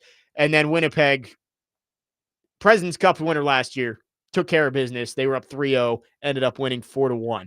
But the Preds, in terms of expectations, they have stayed above the waterline. You're 2-2-2. You've got 6 points through your first 6 games, which way better than last year, right? Now you have 5 straight at home, 9 of the next 11 at home, and 6 of those 11 games are against non-playoff teams. It feels like if the Preds are going to compete for a playoff spot, this is the stretch of the season that you've got to establish yourself as a team that can be in a playoff spot, because you're going to play a lot of games on the road the rest of the year after that. Yeah, and everybody's talked about how the Preds need to get off to a hot start. Sure, they're 2-2-2, but you make a great point, Jake. 6 of those 11 teams that are not playoff teams from last year, you have to capitalize on those type of games, because if you don't, then you put yourself behind the 8 ball trying to really just keep your head above water, which is what they're doing now. And again, it sounds crazy keeping your head above water. You're 2-2-2, and I get it. You're at the bottom of the Central Division, but you got to keep the glass half full. Don't look at it as a negative. And I know I just emphasized that as a negative, but I think the Preds are in a better position than they were last year. This team is starting to, I don't want to say click on all cylinders, but the chemistry is there. I think the chemistry is starting to show a little bit. We'll see how the rest of it plays out for this home stretch, but I'm optimistic. Yeah, I think you've seen that this team can play up to the level of the talent that they have, but it just hasn't been consistent enough. And Andrew Brunette has been switching up the lines. Max Hers just put out he put out the Monday practice lines, and they've flipped it again. Stamkos was playing with Forsberg and O'Reilly. According to Max Hers yesterday at practice, Luke Evangelista was on the top line now on that right wing. It looks like Jonathan Marchessault is not going to play again after he missed Saturday's game. So you have Bunting, Haula, and Stamkos. Svechkov is now on a line with Brady Martin and Tyson Jost. So it's a lot of shuffling going on, trying to find the right combination. But you have seen flashes from guys like Michael Bunting. And I think Luke Evangelista has played better than you expected after missing all of training camp. You really need your stars to step up. You need Forsberg and Stamkos and Yossi. Those guys have to be impact players if this team is going to go anywhere this season. Yeah, and seeing Max's tweet there with a Haula and Stamkos Bunting line, I feel like Stamkos would benefit from Eric Haula, who's looked really good this season in comparison to years past. I mean, this is a guy they brought back that thought that he could really contribute, and he's looked really well this year. Max also put out there that Jonathan Marchessault is on the ice for morning skate today, but not on a power play unit, so would not expect him to play today. So expecting Jonathan Marchessault to miss today's game, but the good news is you expect it's not long-term for him. The power play units that Max put out for morning skate: Yossi, Stamkos, Forsberg, Evangelista, O'Reilly. So Luke Evangelista taking that spot normally held by Jonathan Marchessault. Second power play unit: Brady Shea, Justin Barron, Eric Holla, Brady Martin, and Michael Bunting. And it looks like Brady Martin going to return to the lineup after he did not play at all on the Canadian road trip, correct? Yes. Or did he play against Winnipeg? I don't think he did. No, So yeah, they've kind of been conserving him, protecting him, getting him reps where they can before that 9 games comes up and he has to head back to juniors. So, and I think it's smart too, because you're when you pick and choose battles with a rookie like that has a limited amount of games, that's something you could say, you know what, maybe we can actually get something out of this. Like if you prolong this to, I don't know, trying to figure out the best way to describe this. Like you mentioned earlier, those 6 of 11 games came against teams that were not playoff contenders. Not playoff teams from last year. Not playoff teams from last year. I think if you can emphasize that with a guy like Brady Martin in the lineup in those games and see, hey, this guy actually has some pretty darn good talent that could help us this season, because you look at momentum. And if you're a hockey player, especially a guy like Brady Martin, who's a youngster like that, and he has that momentum that can carry him into those very big games, those games that could get you over the hump when it comes to points later on in the season. Sure, that's what you need to do. Yeah, I think Brady Martin, what they're doing, I think, is smart. You're keeping him around the NHL team for as long as possible, because those are important reps, not just playing, but practicing and traveling and being around the veteran guys in your locker room. That's important. And I kind of agree with not playing him much on the road, because you don't get the last change. And it's like you put him out there on the ice not knowing what the other team is going to send out for him. When you're at home, you can say, all right, here's a good spot to put Brady Martin in. And maybe he only gets 10 to 15 minutes of ice time in a game, but those can be valuable reps for him to get his feet wet before you send him back to juniors, which seems like that's what the plan is going to be. Right. And if you're, prioritizing these home games for Brady Martin, he is comfortable at home, I guess, is the best way to. You don't have to adjust on the fly to away games. So that's another aspect to look at it. But overall, like I like to see what, this McCarron Smith Weisblatt line comes out to be, because like we've seen in years past, Preds teams, those lower tier lines, they always seem to produce a lot more. Yeah. And if that's the case this year, then they could have a really good case for being a playoff team. Yeah. The fourth line, if there's one thing you can say about the Preds, it's usually the fourth line that shows up and is going to be consistent. Now, they're not going to be scoring goals for you all the time, but they're going to show up and they're going to play some good hockey. Fedor Svechkov moved down out of the top 6. Been a tough start for him. That's somebody to keep an eye on here as we head into this home stretch. Let's head back to our phone lines, driven by WilsonCountyHyundai.com. Adam from Portland is on the line, wanting to talk some Preds. Adam, thanks for calling. Go ahead. Can you hear me, Jake, man? Yep, we got you, Adam. Yeah, it's wild, man. So a lot of people, it's funny, they didn't really hype Eric Holla when he was signed. He's my favorite player we've had in 5 years. Like anybody who can get under the other team's skin, he does, which is fun. Like it's so funny watching him, especially against I think it's Carolina that freaks out so on him. But the Preds, they're 2-2 or 2-2, whatever it is. They're not 0-5, but they're not really impressed right now to me, dude. I don't know what it is. I don't want to be that guy, but if Burrell was the problem, he's still here. If Saros was the problem, he's still here, and they're still doing things they were doing last year. So I don't know, dude. Yeah, that's coming up, but I'm not fully convinced that anything's changed just because you're not 0-5. We're still losing games. Saros is still beating on easy goals sometimes. I don't know, dude. I'm not there yet. That's all I can say. Thanks for the call, Adam. Yeah, I mean, I get what you're saying, that, yeah, you're not 0-5, but this team also has given away a couple of games that if you're a team that's going to make the playoffs, those are games you have to win. UC Saros is not the problem, though. Yeah, I think it's the defenders that are kind of getting their feet under them, in Nick Perbix. And you look at a guy like Spencer Stasny, who thought about hanging up the skates last season. So and Nick Hague still has not made his Predators debut. You hope that happens soon. Right. So if you add all those factors into the equation, sure, the product may not look top-notch, crystal clear now. I don't want to say give it some time, because there's not a lot of time in this 82-game season, but just give it a little bit more time. Yeah. I don't know. It's a bad word choice. I get it. We don't know what this team is going to be yet. And they got off to a strong start, getting 3 points in their first 2 games at home, but then you only get 3 points on the road in those 4 games in Canada. And it is tough because I think if you just don't give up that goal at the end of regulation to Montreal and you get out of there with 2 points, even losing to Winnipeg the way they did last week, I think you still feel good. But losing that extra point in Montreal, that one is going to sting. And I'm sure it already does. But we'll see what happens when they're back home. They look good in their first 2 games at home. I mean, you lost in overtime to Utah, but you got Anaheim tonight. I told Max, I know that Trevor Zegras is no longer on the Ducks, but the bongo anthem, break it back out tonight. Throw off the Ducks again. Still my favorite interview I think that I've ever seen on. Have you seen this? The Regional Sports Network last week. They interviewed Trevor Zegras after the Ducks beat the Preds last year, and they're like, "You guys struggled in the first period, but then found a groove. What happened?" He goes, "Well, I think the bongo national anthem really threw us off," and it was so funny. Seeing the guy playing the bongos, singing the national anthem, and the Ducks said that actually bothered them in the first half or the first period. So interesting. We'll see. They play tonight. Go back and watch that. 7:00 puck drop, 6:00 pregame right here on 102.5. The Game. Make sure you tune in all day for some Preds talk. We'll talk a little more Preds on the other side before getting back into the Titans to wrap up the show. Jake Lyman, Nick Frazier, Parker Kelly. Next man up, 102.5 The Game.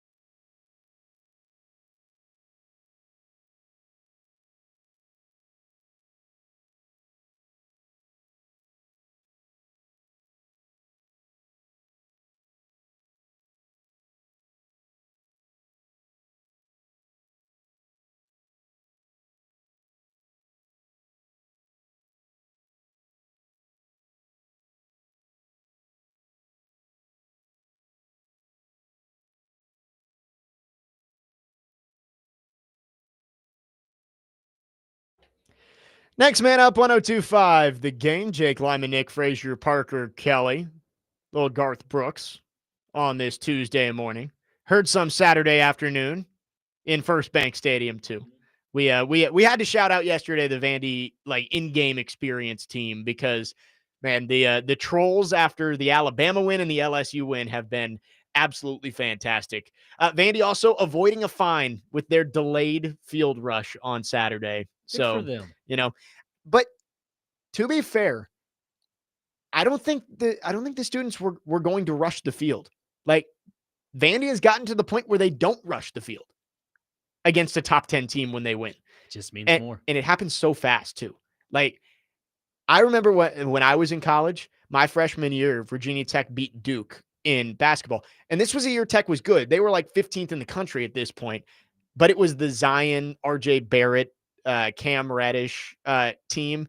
And we stormed the court and kind of got on. Don't do that again. The finger wag.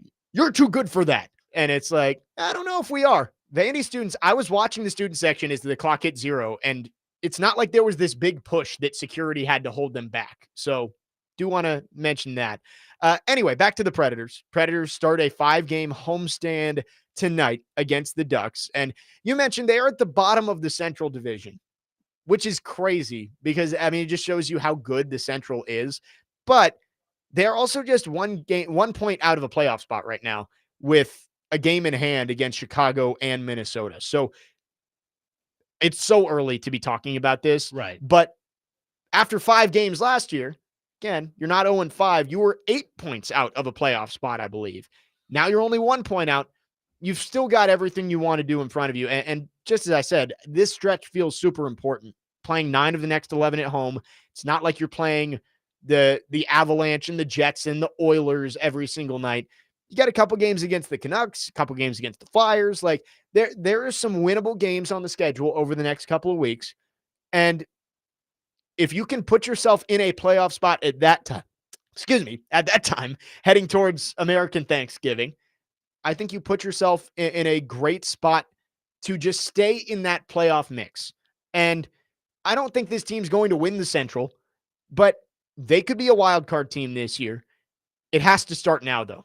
Like, you can't put yourself in a hole because we've seen what happens. Unless you have another 19-game point streak in the back pocket, you're probably not going to be able to dig yourself out of it. Yeah, and if we know that if there's one team in the NHL to do that, that's the Preds. But, I mean, you make a great point about, Thanksgiving. That's normally the line of demarcation when it comes to, if you're making the playoffs or not, if you're in a spot by then. And if the Preds are 500, if they have an even record by Thanksgiving, I think you can say it's been a success so far this season because right now, obviously being last in the Central, but again, there's a lot more games to come. It's just the Preds are such an interesting team because the name value on this roster, you look at it and you're like, man, they could be really good. Yes. But you also had the 3rd worst record in hockey last year. So it's like you got to kind of temper expectations of this team as constructed didn't really work last year.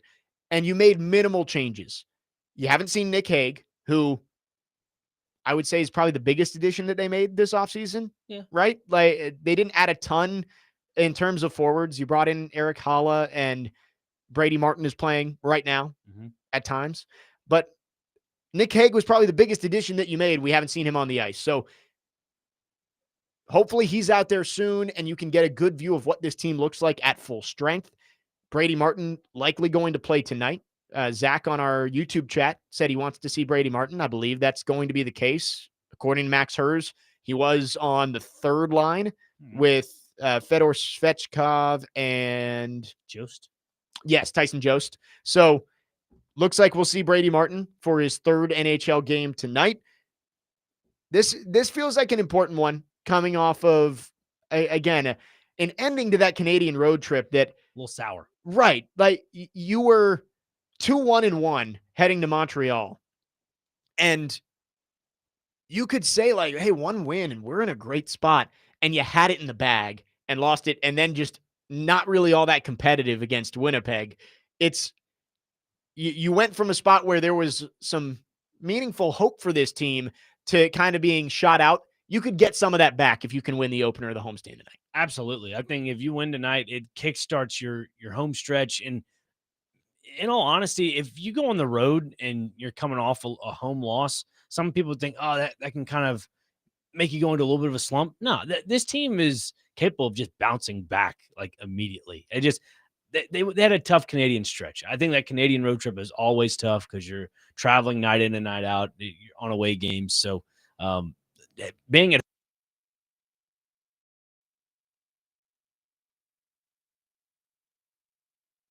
7 o'clock puck drop, 6 o'clock pregame right here on 102.5 The Game. So make sure you tune in. And DVD will be live out there at Bridgestone Arena for their show starting at 3. You've got Vancouver on Thursday, then a back-to-back over the weekend with Los Angeles and Dallas, and then Tampa Bay a week from tonight wraps up that 5-game homestand. But again, you've still got 9 of the next 11. You go to Philly, you come right back home for a weekend. You go to Minnesota, you come right back home for 2 more. So a lot of home games at Bridgestone Arena, a lot of Saturday nights in Smashville. Chance for the Spreads team to continue what has been a solid start to the year, but you obviously need more after the way that Canadian road trip ended. 615-737-1025 is the phone number. We'll take your texts and calls on our phone lines, driven by WilsonCountyHyundai.com. We will finish up the show talking some Titans. Cam Ward is the big topic around here. Shocker. Like that hasn't been the case since April. And there's been some issues for Cam Ward. It's 7 games in. But what are we most concerned about with Cam Ward, and how fixable do we think these issues are for the rest of the season and heading towards next year? We'll talk about that coming up next. Jake Lyman, Nick Frazier, and Parker Kelly with you on this Tuesday morning. Next man up here on 102.5 The Game.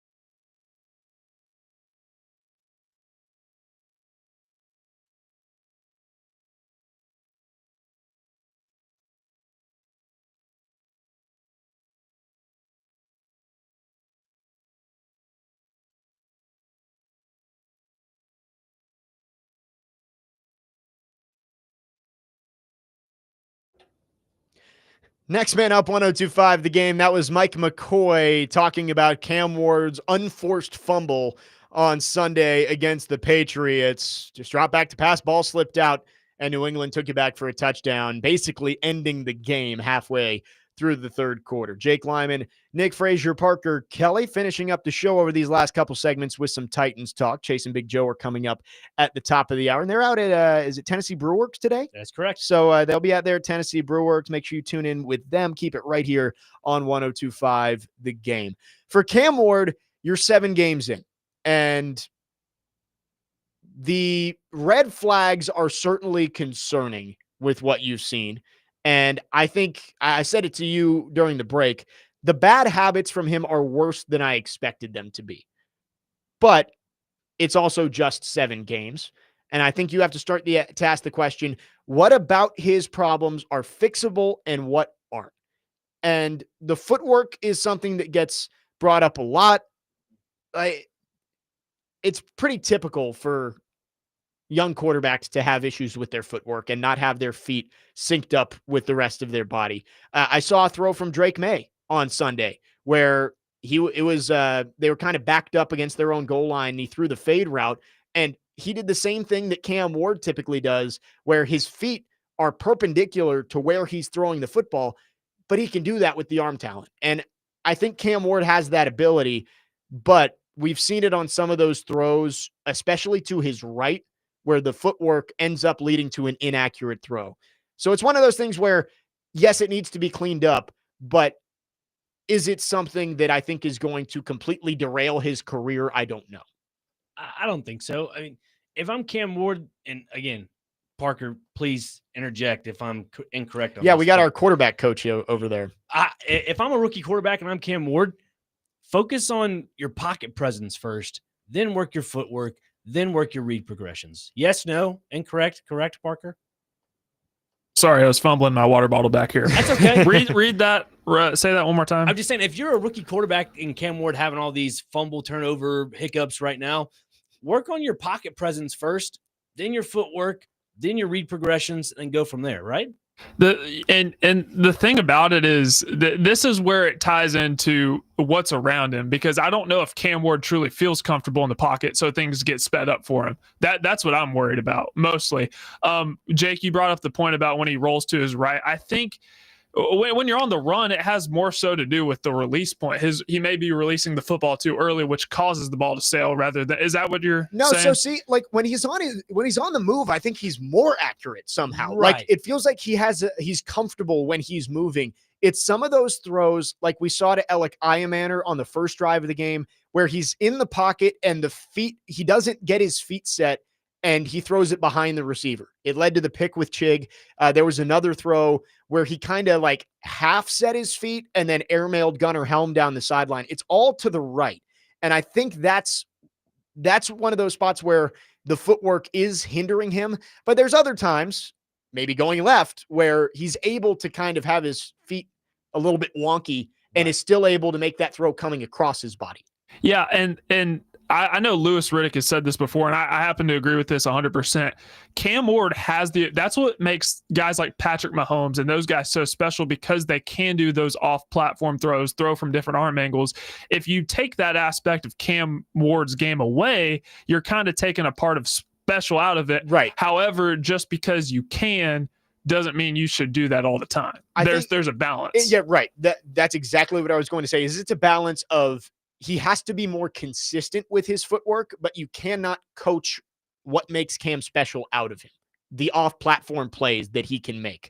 And there is a balance with that, and it's tough now that you have an interim coach, and the guys who are, quote-unquote, developing him right now probably aren't going to be here next year. So I think this offseason coming up is where it's going to be make or break for Cam Ward, because that first offseason, and we hear this from rookies at all positions, that offseason when you're drafted, I'm sure that is just drinking through a fire hose. Like, you end your season in January or December, whenever your bowl game is.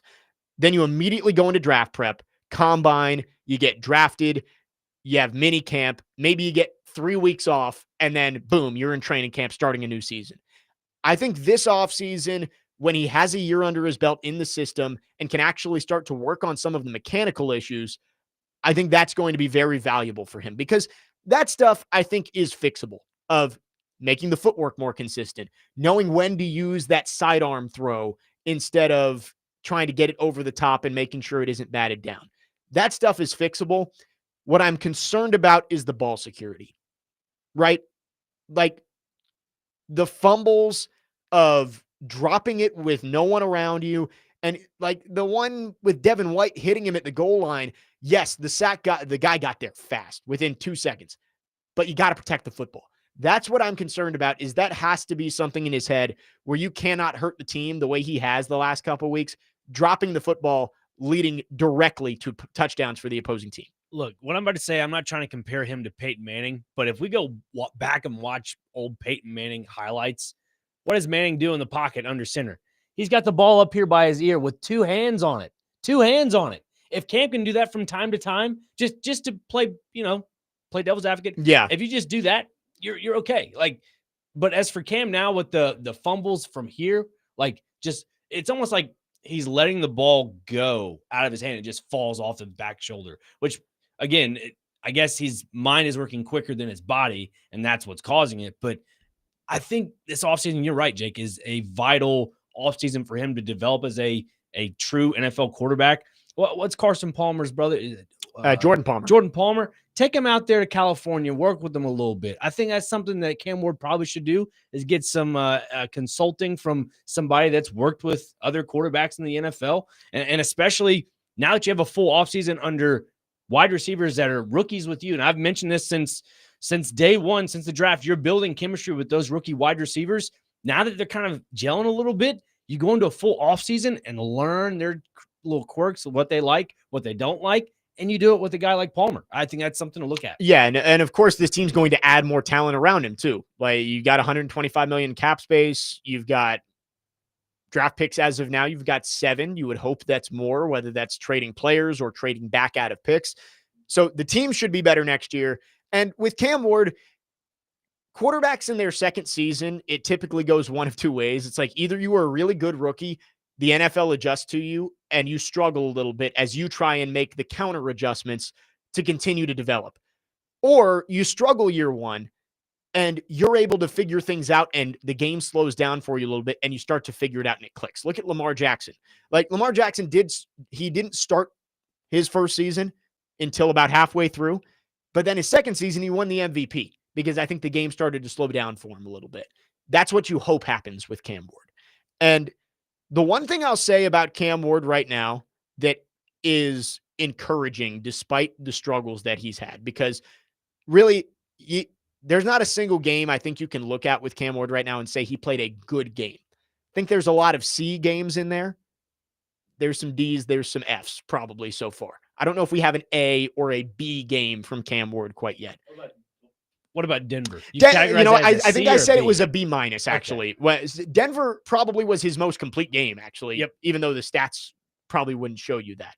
If I'm Cam Ward and you're always struggling to figure out how can I be comfortable in the pocket, just watch that game over and over again of yourself and what you did differently that'll help you, get better going forward, honestly. And despite the struggles, the one thing that does give me a little bit of hope is that he's not misreading defenses. Like, there's one play this year where he has thrown it and a defender's been there and it was like, oh my goodness, what were you doing? That was the pick six against Colts. Yep. All of his other picks have been tipped, and we don't know whether the receiver's supposed to stop on some of those, but obviously it's not good and probably his fault with accuracy issues, but it's not like he's seeing things and throwing it right to a defender. Somebody's going to get upset that I'm bringing up Jackson Dart here, but that interception with 5 minutes left from the Giants against Denver on Sunday, Jackson Dart lobbed it to a linebacker. Mm-hmm. Like, Cam Ward has not done that often this year, of just thinking he sees something, throwing it, and oh crap, it's right at a DB. So again, lots of red flags. He has not been good enough, but I think that's the one thing that gives me hope, is it's like, it seems like he is seeing the field in a way that he's not making those kinds of mistakes. It's just about processing a little bit quicker, getting the ball out faster, and taking care of the football. Yeah, you're right. Just simply take care of the football because it just leads to turnovers. Well, I Dustin from Hopkinsville says, let's face it, he's got one more phantom air fumble before he's becoming a meme like Levis. And honestly, it's a good point from Dustin. Like, Yeah. you cannot just drop the ball. It cannot happen. It's happened 2 weeks in a row. Can't happen again. The rest of the season. Hopefully the agree. rest of your career. But the rest of the season, you cannot have another play where no one is within 5 feet of you and you just drop the ball. Look, I was joking when I said it, but in all honesty, keep two hands on the football like Peyton Manning did way back in the day. I know football has changed a little differently. Everybody likes that off the script style that Mahomes and what we're talking about now, but just put two hands on the football when you're going to rear back to throw something.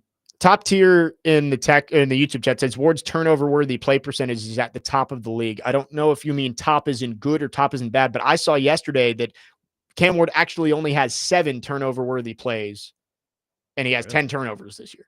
Oh, which I think I saw the percentage is 13th in the league. So, middle of the pack. you know, take that what you will. It's PFF, which again, I'm not a huge PFF guy, but I did see on Twitter yesterday that he only has 7 turnover worthy plays and 10 total turnovers. Top tier says good. So yes, that's the point he was trying to make too, is that yes, although Cam Ward, the turnovers have been bad, it's not like he's putting the ball in danger consistently and getting away with it a lot, right? Like right.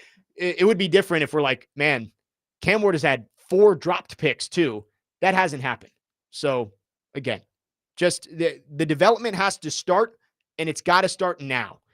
But I think, as we were talking about, this offseason coming up is going to be the make or break for Cam Ward.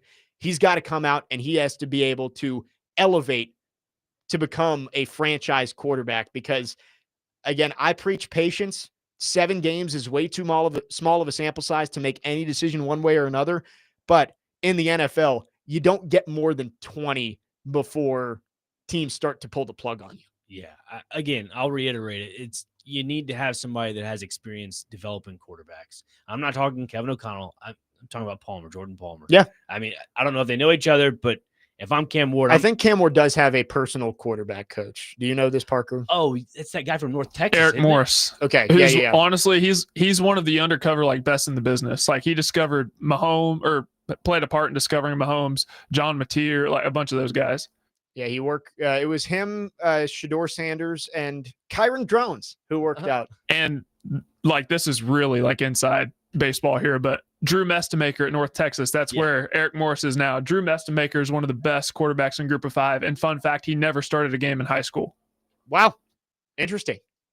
Well, Cam Ward, a lot of it has to go into his personal development as a quarterback. And that's the one thing with Cam Ward is he's not going to slack on it. Like, if this year continues to go the way that it has gone, he's going to hit the ground and he's going to try and get better this offseason. It's not like you have to worry about him just whatever regressing. Yeah, we'll see in July.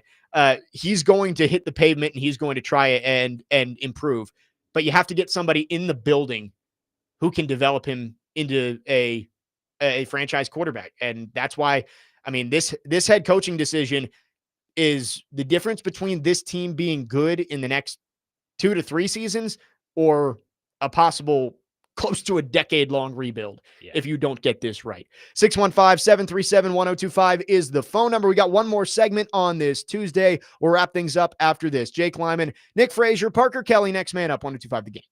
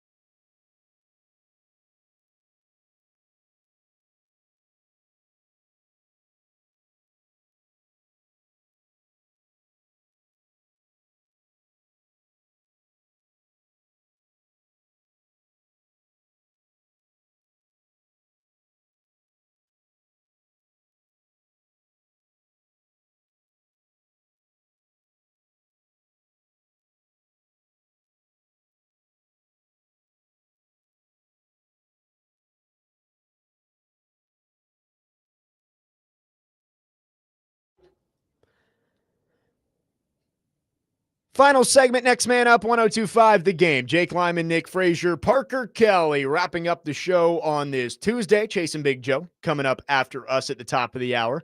Tomorrow on the program, Corey Curtis joins us as he always does on Wednesdays. There'll be plenty to talk about with the Titans as they prepare for that game in Indianapolis on Sunday. And, of course, lots to get ready for with college football with Vanderbilt having game day. We've been told on campus against Missouri on Saturday. So lots of fun tomorrow. Make sure you tune in at 9 a.m. Wrapping up our conversation on the Titans, we were just going through some of the struggles that Cam Ward has had. What's correctable? What's not? What are you most concerned about? And for me, it's the ball security in the pocket. You can't fumble the football as much as he has. That's something that can be fixed, but it has to start soon because you can't have that start to get in his head. Like with Will Levis, the off-platform plays, he made consistent mistakes with those, and I think it got in his head. I don't think it's in Cam Ward's head right now. The way you talked about it is I just got to hold on to the ball better, but he's got to be better now, and you can't have that happen again.